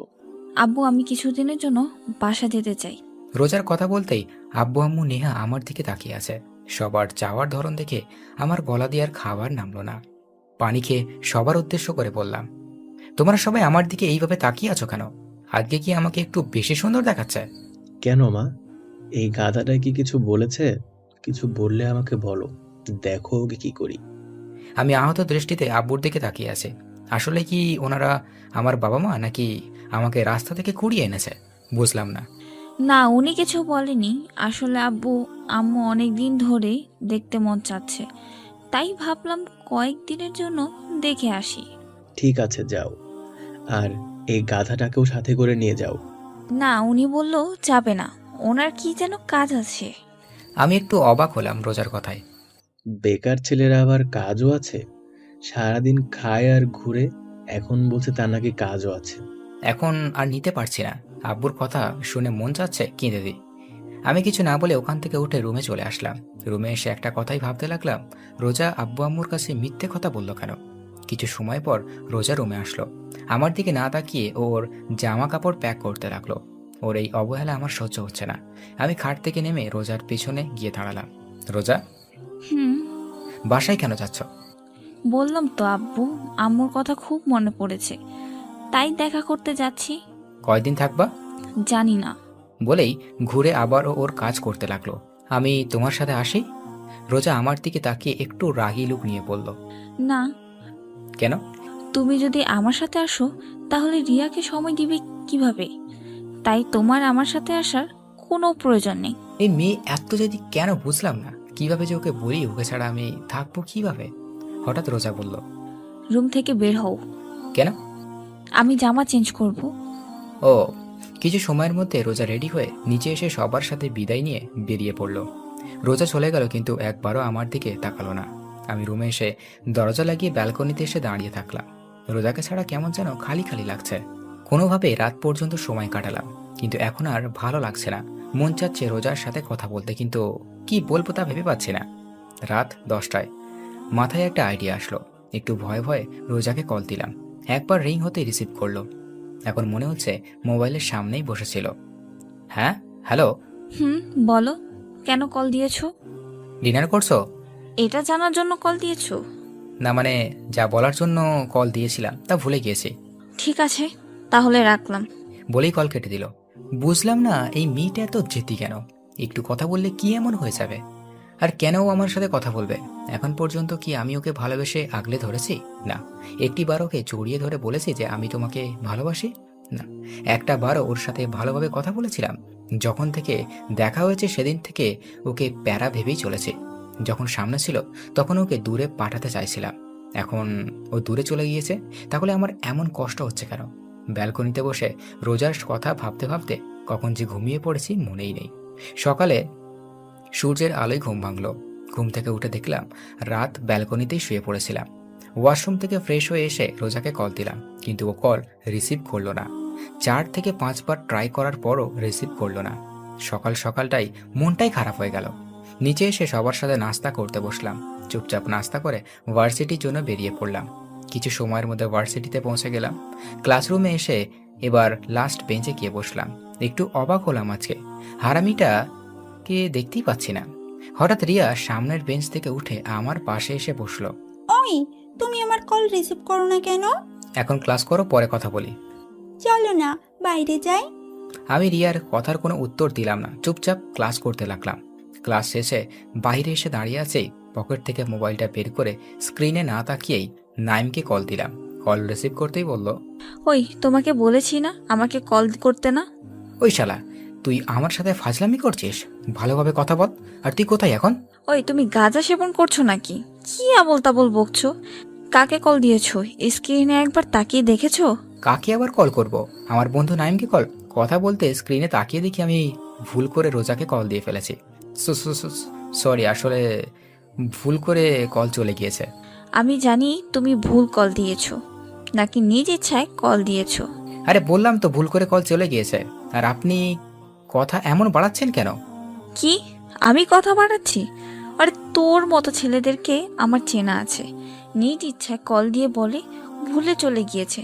ঢং করিস তুই আমার সাথে? দেখো, তুমি ভুল ভাবছো। তোমার সাথে কথা বলার আমার কোনো ইচ্ছেই নেই, আর আমার অনেক কাজ আছে। আর ভালোভাবে কথা বলো, তুই করে কিন্তু আমিও বলতে পারি। বাহ, বেকার ছেলের আবার কাজও আছে। কলটা কেটে দিলাম। প্রচুর রাগ উঠতেছে। যে কোনোভাবে এই বেকার নামের ট্যাগটা সরাতে হবে। রোজার বলা কথাগুলো প্রচুর রাগ উঠতেছে। বললাম যে ভুল করে কল চলে গিয়েছে, তা না শুনে তুই করে করা শুরু করে দিয়েছে। রিয়া পেছন থেকে অনেকবার ডাকতেছিল, কিন্তু ওর সাথে কোনো কথা না বলে ক্যাম্পাস থেকে বের হয়ে আসলাম। এখন উদ্দেশ্য হচ্ছে চৌধুরী ইন্ডাস্ট্রিজ। কিছু সময়ের মধ্যে পৌঁছে গেলাম। কোম্পানির ভিতরে ঢুকে আব্বুর কেবিনের দিকে যাচ্ছি। হঠাৎ আব্বুর বিয়ে শামসুল হক, বয়স 47 হবে, সামনে এসে বলল, আরে বাবা, কেমন আছো? আঙ্কেল আমি ভালো আছি, আপনি কেমন আছেন? আর আব্বু কি কেবিনে? আমিও ভালো আছি। আর বড় স্যার তো এখন একটা ইম্পর্টেন্ট মিটিংয়ে আছেন, তুমি কেবিনে বসো, আমি বড় স্যারকে বলছি। আমি ওনার সাথে আর কোনো কথা না বলে মিটিং রুমের দিকে আগাচ্ছি। রুমের দরজা খুলে ভিতরে ঢুকে দেখলাম আব্বু আসলেই অনেক ইম্পর্টেন্ট একটা মিটিং করছিল, কারণ অনেক লোক ছিল রুমে। সবাই আমার দিকে তাকিয়ে আছে। আব্বু, তোমার সাথে কথা ছিল। কেবিনে গিয়ে একটু ওয়েট করো, মিটিং শেষ পর্যায়ে। আব্বু, তোমার সাথে জরুরি কথা আছে। আব্বু একটু অবাক হলো, তারপর কিছু না বলে মিটিং রুম থেকে বের হয়ে তার কেবিনে আসলাম। আসতেই আব্বু বলল, আপনার চরণ আমার কোম্পানিতে ফেলে আমার কোম্পানিটা ধন্য করে দিলেন। তুমি কি আমার সাথে মজা নিচ্ছ? আচ্ছা বলো, কি তোমার এমন জরুরি তলব যার জন্য মিটিং রুমে থেকে নিয়ে আসলে? কিছুদিন আগে তুমি আমাকে যে অফারটা দিয়েছিলে সেটা কি এখনো আছে? কোনটার কথা বলতেছো? সেটা এখন তোমার মাথায় চলছে? আমার মাথায় এখন চলছে সেই 6 মাস আগের ঘটনা, যেটা তুমি অফিসের প্রথম দিনেই করেছিলে। 6 মাস আগে আমি কি এমন করেছিলাম? আমি, নেহা, আব্বু, আম্মু বসে সকালে নাস্তা করছিলাম। হঠাৎ আব্বু বলল, নীল, আমি খাওয়া দাওয়া বাদ দিয়ে আব্বুর দিকে তাকিয়ে আছি। আমার মনে মনে দোয়া করছি, কারণ আব্বু যতদিন আমাকে খাবার টেবিলে ডেকেছে কোনো না কোনো বাঁশ আমি অবশ্যই পেয়েছি। হঠাৎ নেহা আমাকে হালকা ধাক্কা দিয়ে বলল, ওই ভাইয়া, কি ভাবছিস? বেশি কিছু না, আব্বু আমাকে কোনো বাঁশ দেবে সেটা পরিকল্পনা করতেছি। কি বললি? না, কিছু না। নীল, আজকে তুমি আমার সাথে অফিসে যাইবা। ও, শুধু আজকেই? এটা কোনো ব্যাপার না। আজকেই না, শুধু প্রত্যেক দিন যেতে হবে। মার ডালা রে। আব্বু প্লিজ, এই অত্যাচার আমার উপর আর করো না। এক হলো আমার সাথে অফিসে চলো, আর না হলে আমার বন্ধুর মেয়েকে বিয়ে করো। আমি তো তোমার সব বন্ধুদের চিনি, কিন্তু তাদের কারোর তো কোনো মেয়ে নেই, আর থাকলে তাদের বিয়ে হয়ে গিয়েছেন। তুমি আমার এক বন্ধুকে এখন পর্যন্ত দেখোইনি, কারণ ওরা এখানে থাকে না। এখন বলো, অত্যাচার সহ্য করবে নাকি বিয়ে করবে? আমি রাজি, কি তুই বিয়ে করতে রাজি? আরে না, আমি আব্বুর সাথে অফিসে যেতে রাজি। কি আর করার, নাস্তা করে অফিসের জন্য রেডি হয়ে আব্বুর সাথে অফিসে আসতে হলো। অফিসে এসে আব্বুর সামনে একটা ঘোষণা করলো যে এখন থেকে এই কোম্পানির সব দায়িত্ব আমার উপর। আব্বু আমাকে আমার কেবিন দেখিয়ে দিল। কেবিনে গিয়ে বসতে না বসতেই দরজায় শামসুল হক নক করলো। স্যার আসবো? আসেন। শামসুল হক ভিতরে আসতেই আব্বু বলল, শামসুল সাহেব, আজ থেকে আপনি আমার ছেলের পিএ। ওকে সবকিছু ভালোভাবে বুঝিয়ে দিবেন। চেয়ার থেকে উঠে বলল, ঠিক আছে স্যার। আব্বু তুমি কি এখন কোথাও যাবে নাকি?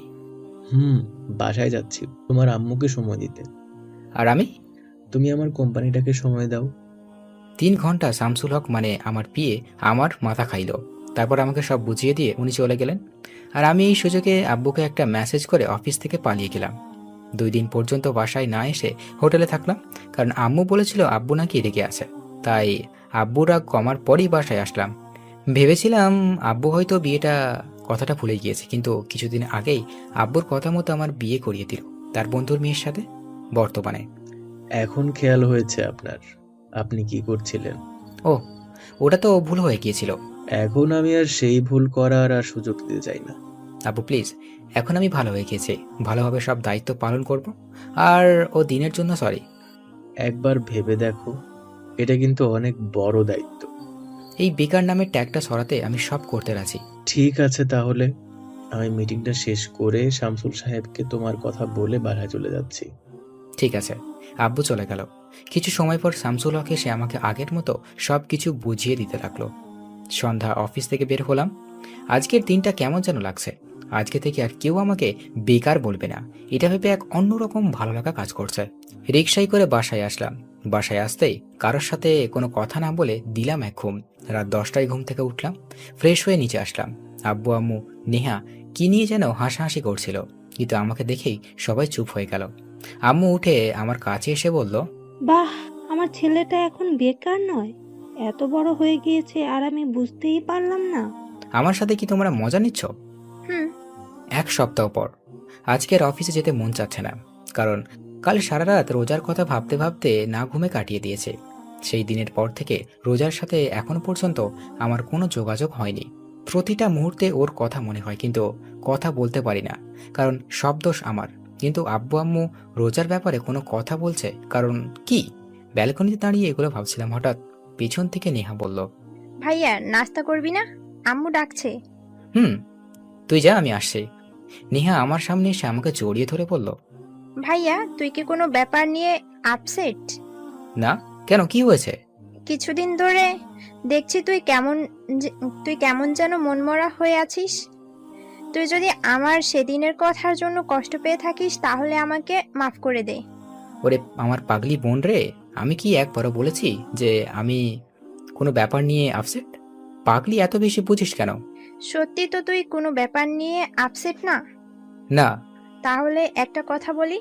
এতক্ষণ যাবত তোর বকবক করেই যাচ্ছিস, এখন কি একটা কথা বলতে আবারও পারমিশন লাগে? আয় না, আজকে বিকালে কোথাও ঘুরতে যাই। আমি নেহার কথা শুনেও না শোনার ভান করে দৌড়ে রুম থেকে বের হয়ে নিচে চলে আসলাম। আর নেহা আমার পেছনে পেছনে দৌড়ে চলে আসলো। আব্বু আগে অফিসে চলে গিয়েছে, তাই আমি, আম্মু আর নেহা একসাথে নাস্তা করছি। নেহা বকবক করেই যাচ্ছে। আম্মুকে কিছু বলো না প্লিজ। আম্মু ওকে বললো না আমাকে ঘুরতে নিয়ে যেতে? আমাকে তোদের ভাই বোনের ঝগড়ায় জড়াবি না, তোদেরটা তোরাই সমাধান কর। তুই আমার সাথে যাবি কেন? তোর বয়ফ্রেন্ডের সাথে যা। শোন, আমার কোনো বয়ফ্রেন্ড নেই, আর বিয়ের আগে রিলেশন করা হারাম। আর বিয়ের পর আমার স্বামীর সাথে ঘুরবো, তখন আর তোকে বলবো না। এখন বল, নিয়ে যাবি নাকি না? নেহার কথাটা শুনে রোজার কথা মনে পড়ে গেল। ও পাগলি মেয়েটাও তো আমাকে প্রত্যেকটা দিন এই একই কথাই বলতো, কিন্তু আমি তখন ওর কথায় কোনো মূল্যই দিতাম না। ওই ভাইয়া, কি ভাবছিস? বল না, নিয়ে যাবি নাকি? আচ্ছা ঠিক আছে, নিয়ে যাব। এখন আবার মাথা না খেয়ে খাবার খা। বিকালে আসরের নামাজ আদায় করে বাড়িতে আসলাম। তারপর নেহাকে নিয়ে ঘুরতে বের হলাম। নেহার সাথে ঘুরতে ঘুরতে রাত 8টা বেজে গেল। হঠাৎ নেহা বলল, ভাইয়া অনেক ক্ষুধা লেগেছে, রেস্টুরেন্টে চল। ঠিক আছে চল। নেহাকে নিয়ে একটা রেস্টুরেন্টে আসলাম। রেস্টুরেন্টে গিয়ে এক টেবিলের দিকে আমার চোখ আটকে গেল, কারণ রিয়া একটা ছেলের সাথে বসে আছে। আমি নেহাকে নিয়ে অন্য পাশে গিয়ে দূরে এসে রিয়াদের পেছনের টেবিলে বসলাম। এখান থেকে ওদের কথা স্পষ্ট শোনা যাচ্ছে। আমি নেহাকে বললাম খাবার অর্ডার করতে। হঠাৎ রিয়া যা বলল তা শোনার জন্য মোটেও প্রস্তুত ছিলাম না, কারণ আবির, তুমি আমাকে কবে বিয়ে করবে? দেখো রিয়া, আমাকে আর কিছুদিন সময় দাও, আমি একটু টেনশনে আছি। দেখো আবির, আমাকে ধোকা দিও না, কারণ আমার পেটে আমাদের দুজনের সন্তান। প্লিজ, যা করার তাড়াতাড়ি করো। রিয়ার কথা শুনে আমার মাথায় বাজ পড়ল। এই মেয়ের জন্য আমি রোজাকে এখনো পর্যন্ত আমার বউ হিসাবে গণ্য করলাম না, আর ওর জন্য রোজাকে এত ভালোবাসি, পরেও ওকে বলতে তো পারলাম না যে আমি তোমাকে ভালোবাসি রোজা। মনটা চাচ্ছে এই মেয়েটিকে কষে কয়েকটা থাপ্পড় দিই। তারপরেও রাগটা চেপে রাখলাম। শুধু নেহার জন্য খাবার অর্ডার করলাম, আর আমার পেট রিয়ার কথা শুনেই বেড়ে গেছে। কিন্তু সময় পর নেহাকে নিয়ে বাসায় চলে আসলাম। বাসায় আসতেই সোজা আমার রুমে চলে আসলাম। মাথায় প্রচুর গরম হয়ে গেছে, মন চাচ্ছে কোনো খুন করে ফেলি। রাগ কমাতে না পেরে সোজা ওয়াশরুমে চলে এসে শাওয়ার ছেড়ে ভিজতে লাগলাম। আধা ঘন্টা যাবৎ ভেজার পরেও মাথা ঠান্ডা হচ্ছে না, আর রাগ কন্ট্রোল করতে না পেরে সোজা দেওয়ালে 4-5টা ঘুষি মারলাম। হাতের প্রচণ্ড ব্যথায় কিছুটা ঠান্ডা হয়েছে। খানিকটা ভেজার পর ওয়াশরুম থেকে বের হয়ে আসলাম। বাম হাতটা প্রচণ্ড ব্যথা করছে, কিন্তু মনের কষ্টের কাছে এই হাতের ব্যথা কিছুই না। হঠাৎ মনে হলো রুমে এসে আমি তো পকেট থেকে মোবাইল, মানিব্যাগ কিছুই বের করিনি। মাথাটা আবার নষ্ট হয়ে গেল। প্রচুর জিদ নিয়ে পকেট থেকে মোবাইলটা বের করলাম। মোবাইলটা হাতে নিয়ে দেখি একেবারে ভিজে গিয়েছে। মানে আল্লাহর নাম নিতে নিতে পাওয়ার বাটন ক্লিক করতেই দেখলাম মোবাইল এখনো পর্যন্ত বেঁচে আছে। মানে মোবাইলের ওয়াটারপ্রুফ ছিল তো, তাই কিছু হয়নি।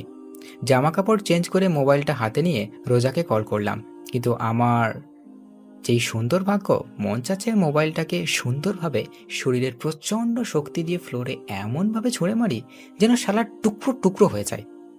এত বড় কোম্পানির মালিক, অথচ আমার মোবাইলের ব্যালেন্স শেষ। এক বালতি কষ্ট নিয়ে নেহার রুমে আসলাম।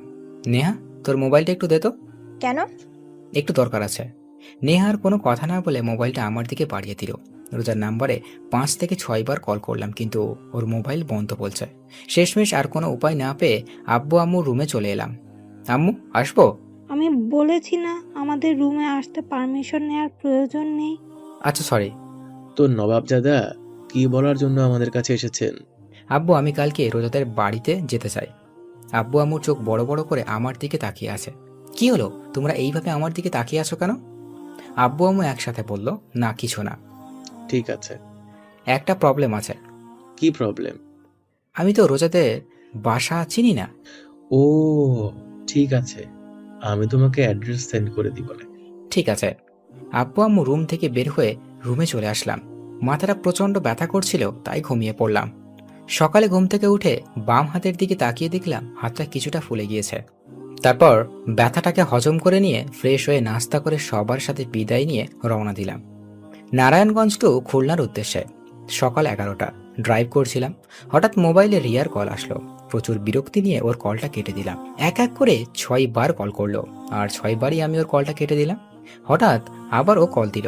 এইবার ওর কলটা রিসিভ করলাম। রিসিভ করতে রিয়া বলল, হ্যালো, শোনো না, প্লিজ কল কেটে দিও না। প্লিজ আমার কথাটা একবার শোনো। বলো। নীল, কালকে আমি তোমাকে রেস্টুরেন্টে দেখেছিলাম, আর এটাও জানি তুমি আমার আর আবিরের সব কথা শুনেছো। আমি তোমাকে একটা কথা বলতে চাই। আমি তোমাকে আসলেই অনেক ভালোবাসতাম, কিন্তু 1 বছর আগে আমার বোনের বিয়েতে আবিরের সাথে আমার প্রথম দেখা হয়। তারপর ওর সাথে কথা বলতে বলতে ওকে অনেক ভালোবেসে ফেলি। কাল রাতে আবির ওর বাবা মা আর আমার বাবা মার সাথে আমাদের সম্পর্কের কথা বলে, আর তারাও রাজি হয়ে যায় আমার আর আবিরের বিয়ের জন্য। আর কিছুদিন পর আমাদের বিয়ে। প্লিজ নীল, আমাকে মাফ করে দিও, আমাকে ভুলে যেও। আমি জানি তুমি আমাকে অনেক ভালোবাসো। রিয়া, 1 মাস আগে আমার বিয়ে হয়ে গিয়েছে। আমার কথা শুনেই রিয়া একদম চুপ হয়ে গেল। কোনো আওয়াজ হচ্ছে না। আমি আর কিছু না বলে কলটা কেটে দিলাম। প্রায় 10 ঘন্টা জার্নি করে অবশেষে খুলনা পৌঁছালাম।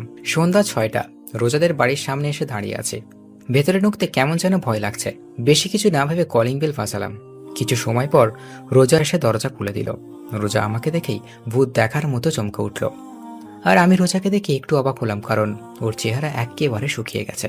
কি হলো, এমনভাবে তাকিয়ে আছো কেন? তুই এখানে কেন? আমি এখানে কেন মানে? রোজা যেই কিছু বলতে যাবে তার আগেই ভিতর থেকে রোজার আব্বু বলে উঠল। রোজা মা কে এসেছে?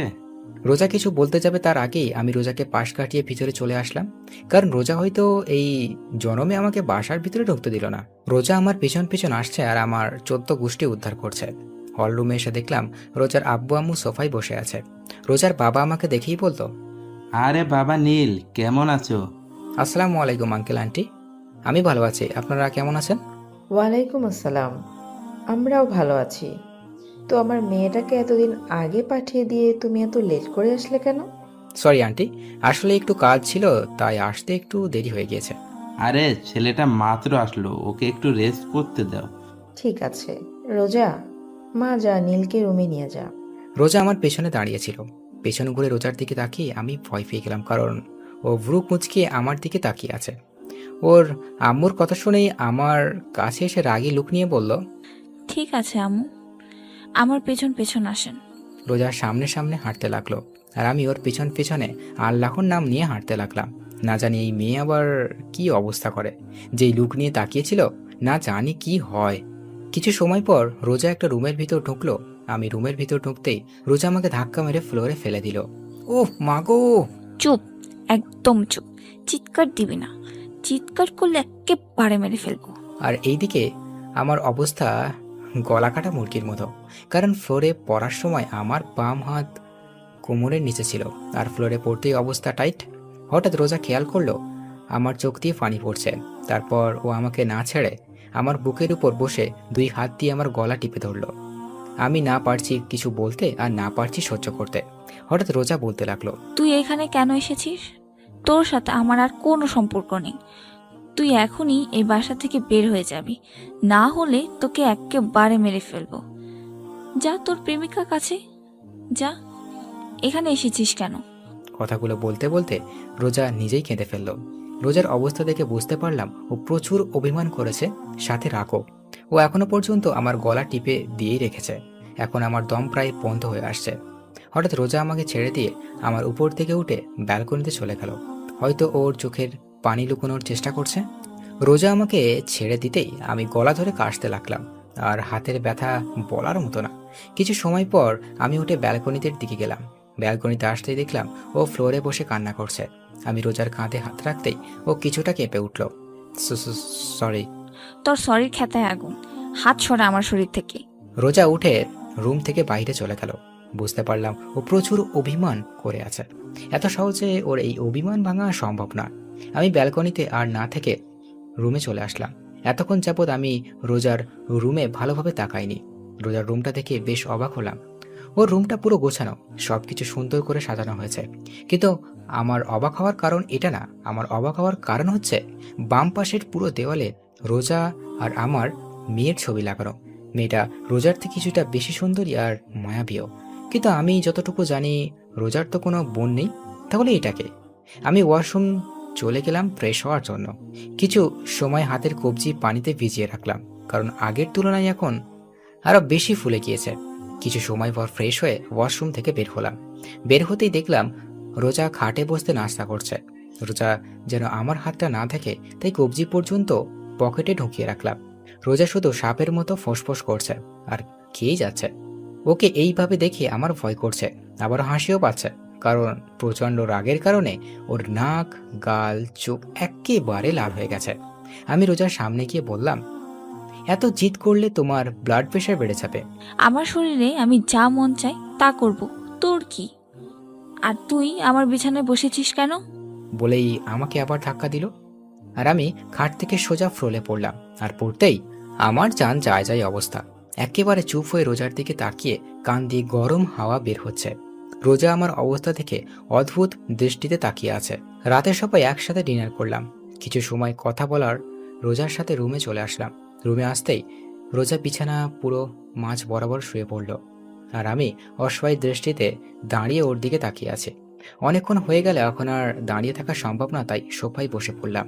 অনেক চেষ্টা করছে যেন ও একবার আমার দিকে তাকায়, কিন্তু তাকাচ্ছেই না। শেষমেশ আর কোনো জায়গা না পেয়ে সোফায় শুয়ে পড়লাম। কখন যে ঘুমিয়ে পড়লাম বুঝতেই পারলাম না। সকালে ঘুমিয়েছিলাম, হঠাৎ হাতে কেমন যেন ঠান্ডা ঠান্ডা অনুভব হচ্ছে, সাথে এমন লাগছে কেউ যেন কান্না করছে। হালকা চোখ খুলে দেখি রোজা আমার বাম হাতে বরফ ঘষে দিচ্ছে আর কান্না করছে। ও কান্না কেন করছে তা বুঝতে পারলাম না। হঠাৎ ও বলতে লাগলো, একবার শুধু ঘুম থেকে ওঠো, দেখো তোমাকে কি করি। আমাকে কাঁদাতে কি তোমার ভালো লাগে যে এত কাঁদাও? যখন থেকে আসছি তখন থেকে শুধু কষ্ট দিয়ে যাচ্ছ। আমাকে কষ্ট দিচ্ছ তা আমি মেনে নিলাম, কিন্তু তুমি নিজের হাতটা এই অবস্থা করলে কিভাবে? কালকে ধাক্কা দিয়ে ফেলে দিয়েছিলাম তার জন্য হয়েছে নাকি আবার? নাকি কালকে আসার সময় আবার অ্যাক্সিডেন্ট হয়েছিল নাকি? হঠাৎ রোজা উঠে ব্যালকনির দিকে দৌড়ে চলে গেল। ব্যালকনি থেকে গাড়ি পার্কিংয়ের জায়গা দেখা যায়। আমার জানা মতে ও আমার গাড়ি দেখতে ব্যালকনিতে গিয়েছে, যে আসলেই আমার অ্যাক্সিডেন্ট হয়েছিল নাকি। কিছু সময় পর আবার এসে হাতে বরফ ঘষে দিতে লাগলো। রোজা কাণ্ড কারখানা দেখে আমার প্রচণ্ড হাসি পাচ্ছে, কিন্তু হাসতে পাচ্ছি না। ওর যেই থ্রেড দিছে, আমি চোখ হালকা খুলে রেখেছিলাম। হঠাৎ রোজা আমার চোখের দিকে তাকালো, আর আমি সাথে সাথে চোখ বন্ধ করে ফেললাম। আমি মনে মনে ভাবছিলাম হয়তো ও দেখে ফেলেছে আমি জেগে আছি। হঠাৎ রোজা বলতে লাগলো, বুঝলাম না, এত ঠান্ডা বরফ তার হাতের মধ্যে লাগিয়ে রেখেছি, কিন্তু ঘুম ভাঙার নাম নিশানাই নেই। সোফায় শুয়ে আবার মরে গেল নাকি? হঠাৎ আমার গলায় রোজার হাতের স্পর্শ পেলাম। আমি নিশ্চিত যে ও চেক করছে আমি বেঁচে আছি নাকি মরে গিয়েছি। আমি ওর এই কাজ থেকে আর ঠিক থাকতে পারলাম না, ফিক করে হেসে উঠলাম। আমি হেসে হেসে গড়াগড়ি খাচ্ছে, আর রোজা আমার দিকে ভ্রু কুঁচকে তাকিয়ে আছে। অনেক সময় হয়ে গেল, কিন্তু আমি এখনো পর্যন্ত হেসেই যাচ্ছি। এখন রোজার রাগ উঠে গিয়েছে। ও দাঁড়িয়ে বলল, শয়তানটা মরে গেলেই ভালো হতো। বলেই রোজা রুম থেকে বের হয়ে গেল। আর আমি উঠে ফ্রেশ হতে ওয়াশরুমে চলে গেলাম। কিছু সময় পর ফ্রেশ হয়ে নিচে এসে সবার সাথে নাস্তা করে আবার রুমে চলে এলাম। রুমে এসে সোজা ব্যালকনিতে চলে এলাম। কিছু সময় পর রোজা রুমে আসলো। রোজাকে দেখে আমিও ব্যালকনি থেকে রুমে চলে আসলাম। রুমে আসতেই দেখলাম রোজা মুখ ফুলিয়ে খাটে বসে আছে। ওকে এইভাবে থাকতে দেখে অনেক কিউট লাগছে। এখন আর খাটে বসলাম না, যদি আবার ধাক্কা মেরে ফেলে দেয়, তাই সোফায় গিয়ে বসলাম আর এক দৃষ্টিতে রোজার দিকে তাকিয়ে থাকলাম। রোজা অন্যদিকে মুখ ঘুরিয়ে নিল, কিন্তু কিছুক্ষণ পরেই আমার দিকে তাকাচ্ছে। ওর এইভাবে তাকানো দেখে আমার অনেক ভালো লাগছে। আরও কিছু সময় থাকার পর রোজা বলল হঠাৎ, এই আপনি অযথা আমার দিকে তাকিয়ে আছেন কেন? রোজার এইভাবে কথা বলার অনেক মজা লাগছে, কারণ ও কিছুক্ষণ তুই করে বলে, আবার কিছু সময় তুমি, আবার এখন আপনি করে বলছে। ওকে রাগানোর জন্য বললাম, আপু আমি আপনার ছোট, তাই তুমি করে বললেই ভালো হবে। ব্যাস, কাজ হয়ে গিয়েছে। রোজা তো তেলে বেগুনে চলে উঠল। ওই আপু কাকে বললা? হ্যাঁ, তোমাকে আর কাকে বলবো, এখানে তো আর কেউ নেই। আজকে তোকে ছাড়বো না। বলেই খাট থেকে নেমে এসে আমার সামনে দাঁড়িয়ে আমার টি শার্টের কলার ধরে টেনে তুলে বলল, আমি তোর বোন লাগি কুত্তা? বউকে বোন বলতে তোর লজ্জা করে না? কিন্তু আমার বউ তো আমাকে ভালোবাসে না। কে বলেছে আমি তোকে ভালোবাসি না? আমি তোকে অনেক ভালোবাসি। সত্যি। রোজা লজ্জায় লাল হয়ে গেল, আমার থেকে সরে গিয়ে ব্যালকনিতে চলে গেল। আমি রোজার পেছনে পেছনে ব্যালকনিতে চলে আসলাম। রোজা এক মনে আকাশের দিকে তাকিয়ে আছে। আমি রোজার পাশে দাঁড়িয়ে বললাম, সরি। কেন? আপু বলার জন্য। রোজা কিছু বলল না। আচ্ছা তোমাকে একটা প্রশ্ন করি, দেওয়ালে তোমার সাথে যেই মেয়েটার ছবি, সেই মেয়েটাকে? আমার বেস্ট ফ্রেন্ড ফারিয়া। ও ও আর বেঁচে নেই। কি? হুম। কেন, কি হয়েছিল? রোজা যা বলল তার জন্য মোটেও প্রস্তুত ছিলাম না, কারণ ওকে কিছু লোক ধর্ষণ করে মেরে ফেলেছে। হোয়াট? 6 বছর আগে? একদিন আমি, ফারিয়া, রুহি আর মিম কলেজ থেকে বাসার দিকে ফিরছিলাম। সেদিন ফারিয়া বার্থডে ছিল, তাই আমরা বললাম আজকে একটু ঘুরে তারপর বাসা যাব। আর আমরা তাই করলাম। 4 জন একসাথে রাস্তায় হাঁটতে লাগলাম, আর এইদিকে আর একে অপরকে পচাতে লাগলাম। রাস্তায় একটু নিরিবিলি ছিল, তত একটা মানুষ ছিল না। হঠাৎ ফারিয়া বলল, দোস্ত তোরা আইসক্রিম খাবি? খাবো তো, একটা শর্ত আছে। কি? তোর টাকা দিয়ে খাওয়াতে হবে। ফকিন্নির দল, আজকে মোডটা ভালো আছে তাই খাওয়াচ্ছি, পরের বার আমি আর খাওয়াবো না। আমরা রাস্তায় যে পাশে ছিলাম তার বিপরীত পাশে একটা দোকান ছিল। ফারিয়া হনহন করতে করতে দোকানে চলে গেল, আর আমরা 3 জন ফারিয়ার কাছ থেকে হাসাহাসি করলাম। কিছু সময় পর ফারিয়ার দোকান থেকে আইসক্রিম নিয়ে আমাদের কাছে আসছিল। যেই রাস্তা পারাপার করতে যাবে সেই সময়ই ওর সামনে একটা গাড়ি এসে থামলো। গাড়ি থেকে ফারিয়ার এক্স বয়ফ্রেন্ড আর ওর এক বন্ধু বের হয়ে এসে ফারিয়াকে জবরদস্ত করে গাড়িতে উঠিয়ে আবার চলে গেল। আর আমরা তিনজন ওইখানে দাঁড়িয়েছিলাম। আমরা ভেবেছিলাম হয়তো ওরা প্র্যাঙ্ক করছে, কিন্তু 10 মিনিট পার হয়ে গেল, কিন্তু ফারিয়ার আসার কোনো নামই নেই। ওর মোবাইল ট্রাই করলাম, কিন্তু মোবাইলে বারবারই বন্ধ বলছে। এখন আমাদের তিনজনের টেনশন হতে লাগলো। আর কিছু না ভেবে ফারিয়ার আব্বুর কাছে কল দিলাম। ফারিয়ার আব্বু ব্যবসায় ছিলেন আর মা স্কুল টিচার। কয়েকবার রিসিভ হতেই কল রিসিভ করলো। তারপর তাকে পুরো ঘটনা খুলে বললাম। বিকেল 6টা পর্যন্ত সবাই ফারিয়াকে খুঁজছি, কিন্তু কোথাও পাইনি। আর কোনো উপায় না পেয়ে আমার আব্বু, ফারিয়ার আব্বু আর ফারিয়ার মামা পুলিশের কাছে অভিযোগ করলো। পুরো 2 দিন পুলিশ ফারিয়াকে খুঁজছে, কিন্তু তারাও পেল না। অবশেষে ফারিয়ার ছবি পত্রিকায় দেওয়া হলো। তৃতীয় দিন সকাল 10টা বাজে আমরা সবাই ফারিয়াদের বাসায় ছিলাম। হঠাৎ ফারিয়ার আব্বুর মোবাইলে একটা কল আসলো, কিন্তু কেন জানি কল রিসিভ করার কিছু সময় পরই তিনি অজ্ঞান হয়ে পড়েন। সবাই ফারিয়ার আব্বুকে ধরে রুমে নিয়ে গেল। আর এইদিকে আব্বু যেই কলটা আসছিল সেই নম্বরে আবার কল দিল। আব্বু কিছু সময় কথা বলল। সবাই আব্বুর থেকে জিজ্ঞাসা করলে আব্বু বলে রাস্তা আবর্জনার পাশে পুলিশ একটা মেয়ের লাশ পেয়েছে। এটা ফারিয়ার নাকি চেক করার জন্য যেতে বলেছে। কথাটা শুনেই আমাদের সবার কলিজা কেঁপে উঠল। পুরো বাড়িতে আবার কান্নার রোল পড়ল। কিছু সময়ের মধ্যে আমরা সেই জায়গায় পৌঁছে গেলাম। পুলিশ বলল রাস্তায় একজন লোক আবর্জনা পরিষ্কার করছিলেন। তখন তিনি দেখলেন একটা মেয়ে উলঙ্গ অবস্থায় একপাশে পড়েছিল। তারপর একজন লেডি কনস্টেবল পুলিশ আমাদের লাশের সামনে নিয়ে গেলেন। যখন লাশের শরীরের ওপর থেকে কাপড় সরানো হলো, তা দেখে আমার শরীরের পশম দাঁড়িয়ে গেল। একেবারে বাকরুদ্ধ হয়ে মাটিতে বসে পড়লাম। চোখ দিয়ে পানি পড়ে যাচ্ছে। ওর এক চোখ ফেটে গিয়েছে। ঠোঁট থেকে গল পর্যন্ত চামড়া ছিঁড়ে গিয়েছে। পুরো চেহারার ও শরীরে হাজারো মারের ছাপ স্পষ্ট দেখা যাচ্ছে। ওকে এমনভাবে অত্যাচার করেছে যে ওর চেহারা ততটা চিনাই যাচ্ছিল না। পুরো শরীরের জখম হয়েছিল। এমন মনে হচ্ছিল কলিজার ওপর কেউ পাড়া দিয়ে ধরেছে। তারপর লাশটাকে পোস্টমর্টমের জন্য পাঠানো হলো।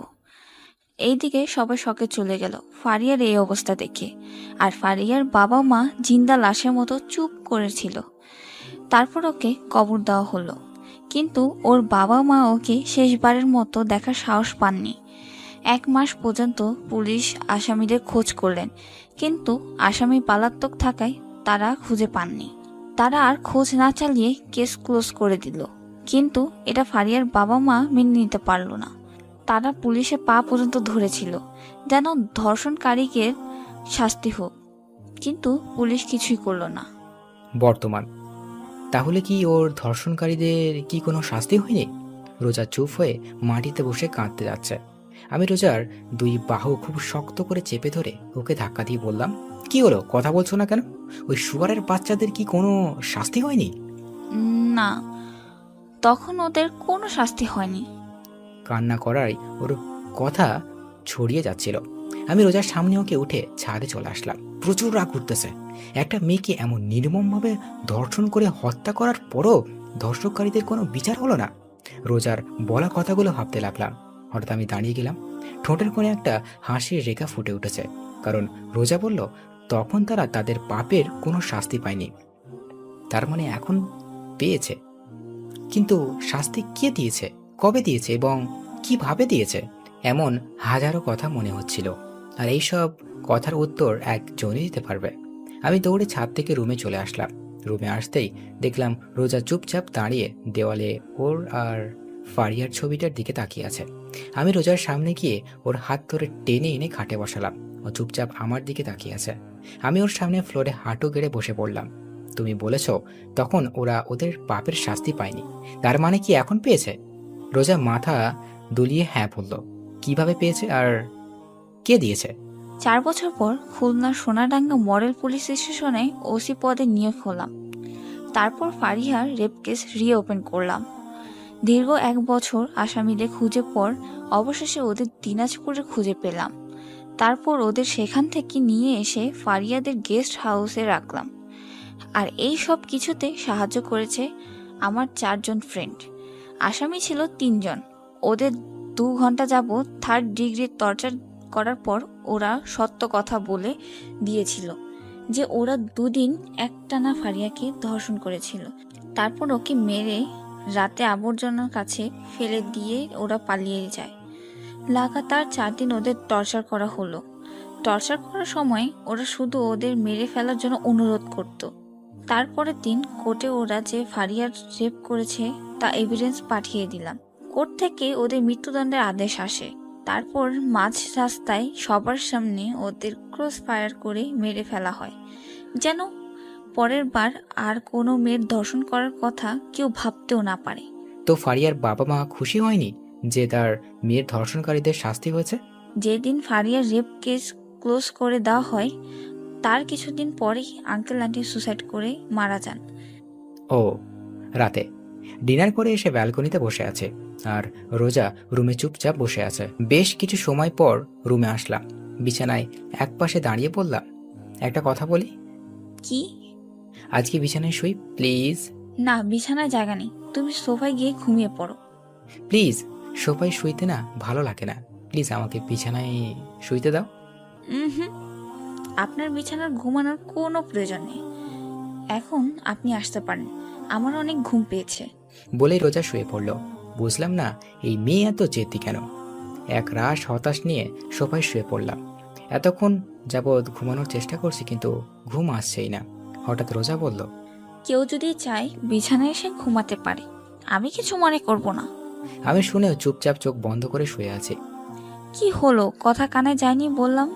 কেউ যদি চায় বিছানায় এসে ঘুমাতে পারে। এইবার গলার আওয়াজটা শুনে মনে হচ্ছে ও হালকা রেখে গেছে। তারপরও আমি চুপ করে রইলাম। হঠাৎ এমন মনে হলো কেউ আমার সামনে সাপের মতো ফোঁসফোঁস করছে। এক চোখ খুলে দেখি রোজা আমার সামনে দাঁড়িয়ে ফোঁসফোঁস করছে। আমি ভয়ে চোখ বন্ধ করে রাখলাম। কি হলো, আপনি কি শুনতে পাননি? আপনাকে বিছানায় গিয়ে ঘুমানোর জন্য বললাম। আপনি কি আমাকে বলছেন?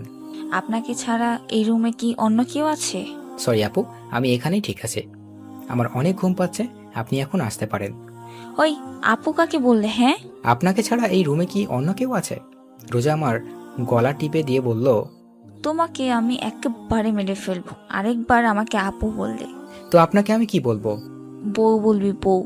এর বাইরে যদি অন্য কিছু বলিস তাহলে তোকে মেরেই ফেলবো। কথাটা বলেই রোজার রাগ এক মুহূর্তেই লজ্জায় পরিণত হয়ে গেল। কারণ ও আমার বুকের উপর বসেছিল। সেকেন্ডের মধ্যে আমার বুক থেকে নেমে গেল। বিছানায় গিয়ে ইন্ডিয়া আর পাকিস্তানের বর্ডার বানিয়ে শুয়ে পড়ল। আমার দিকে আর একবারও তাকায়নি। আমি সোফা থেকে নেমে রোজার পাশে গিয়ে শুয়ে পড়লাম। আজকে প্রথমবার রোজা আর ওর মাঝে বালিশ রেখেছে। কি আর করার, ঘুমিয়ে পড়লাম। সকালে বুকের উপর কিছু একটা অনুভব করছে। চোখ খুলে দেখি রোজা আগের মতো আমার বুকের উপর মাথা রেখে শুয়ে আছে। ওর চেহারা, ওর থেকে চুলগুলো সরিয়ে দিলাম। মুখটা খুব মায়াবী লাগছে ওর চেহারাটা। আজকে অনেকদিন পর ও আমার বুকের উপর মাথা রেখেছে। মন চাচ্ছে ওকে খুব শক্ত করে জড়িয়ে ধরতে। ঘড়ির দিকে তাকিয়ে দেখি মাত্র 6টা বাজে। বেশি কিছু না ভেবে রোজাকে শক্ত করে জড়িয়ে ধরলাম। জড়িয়ে ধরতেই রোজা বলল, কি মেরে ফেলার প্ল্যান আছে নাকি? তুমি জেগে আছো?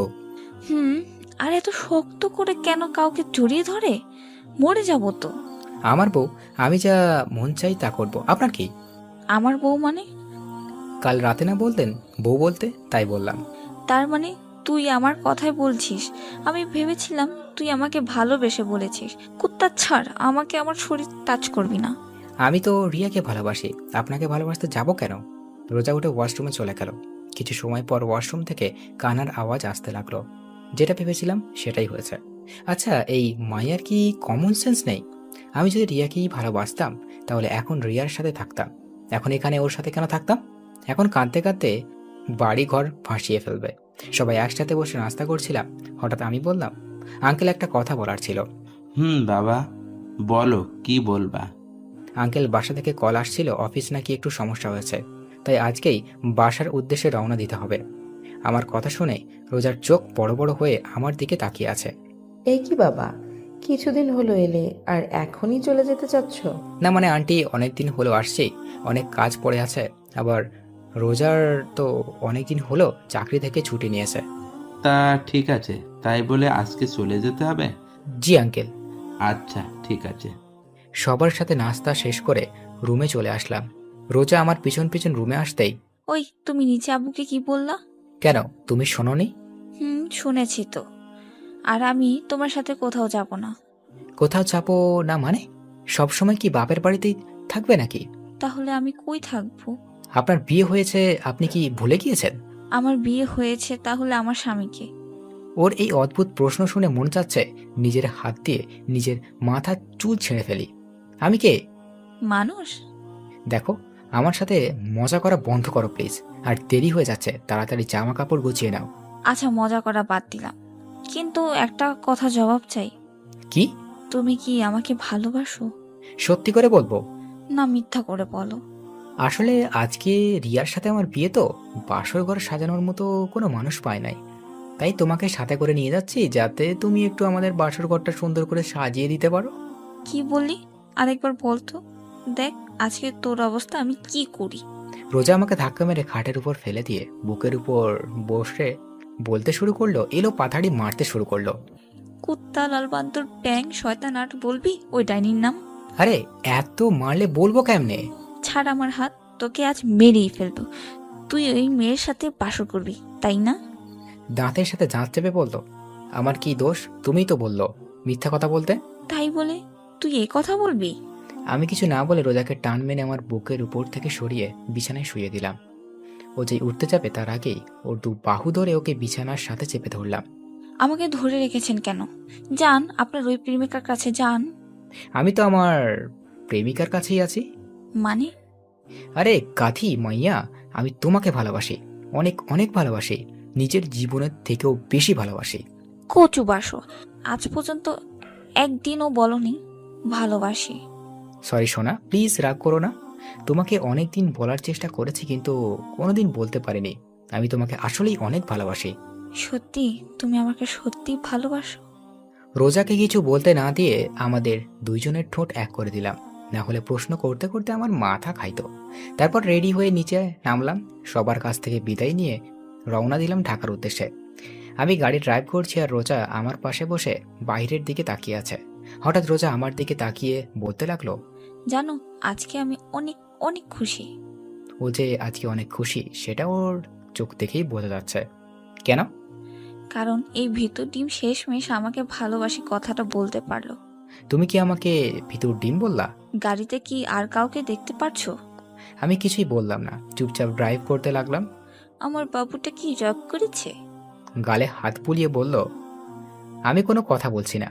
রোজা ওর জায়গা থেকে উঠে আমার গালে চুমু দিয়ে বলল, কথা বলো, না হলে কিন্তু কেঁদে ফেলবো।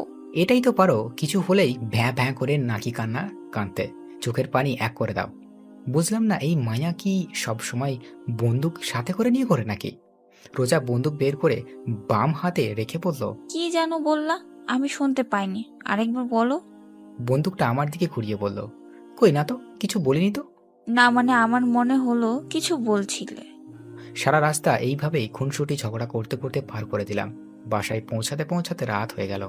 ফ্রেশ হয়ে ডিনার করলাম, তারপর সবার সাথে কিছুক্ষণ কথা বলে রুমে এসে পড়লাম ঘুমানোর জন্য।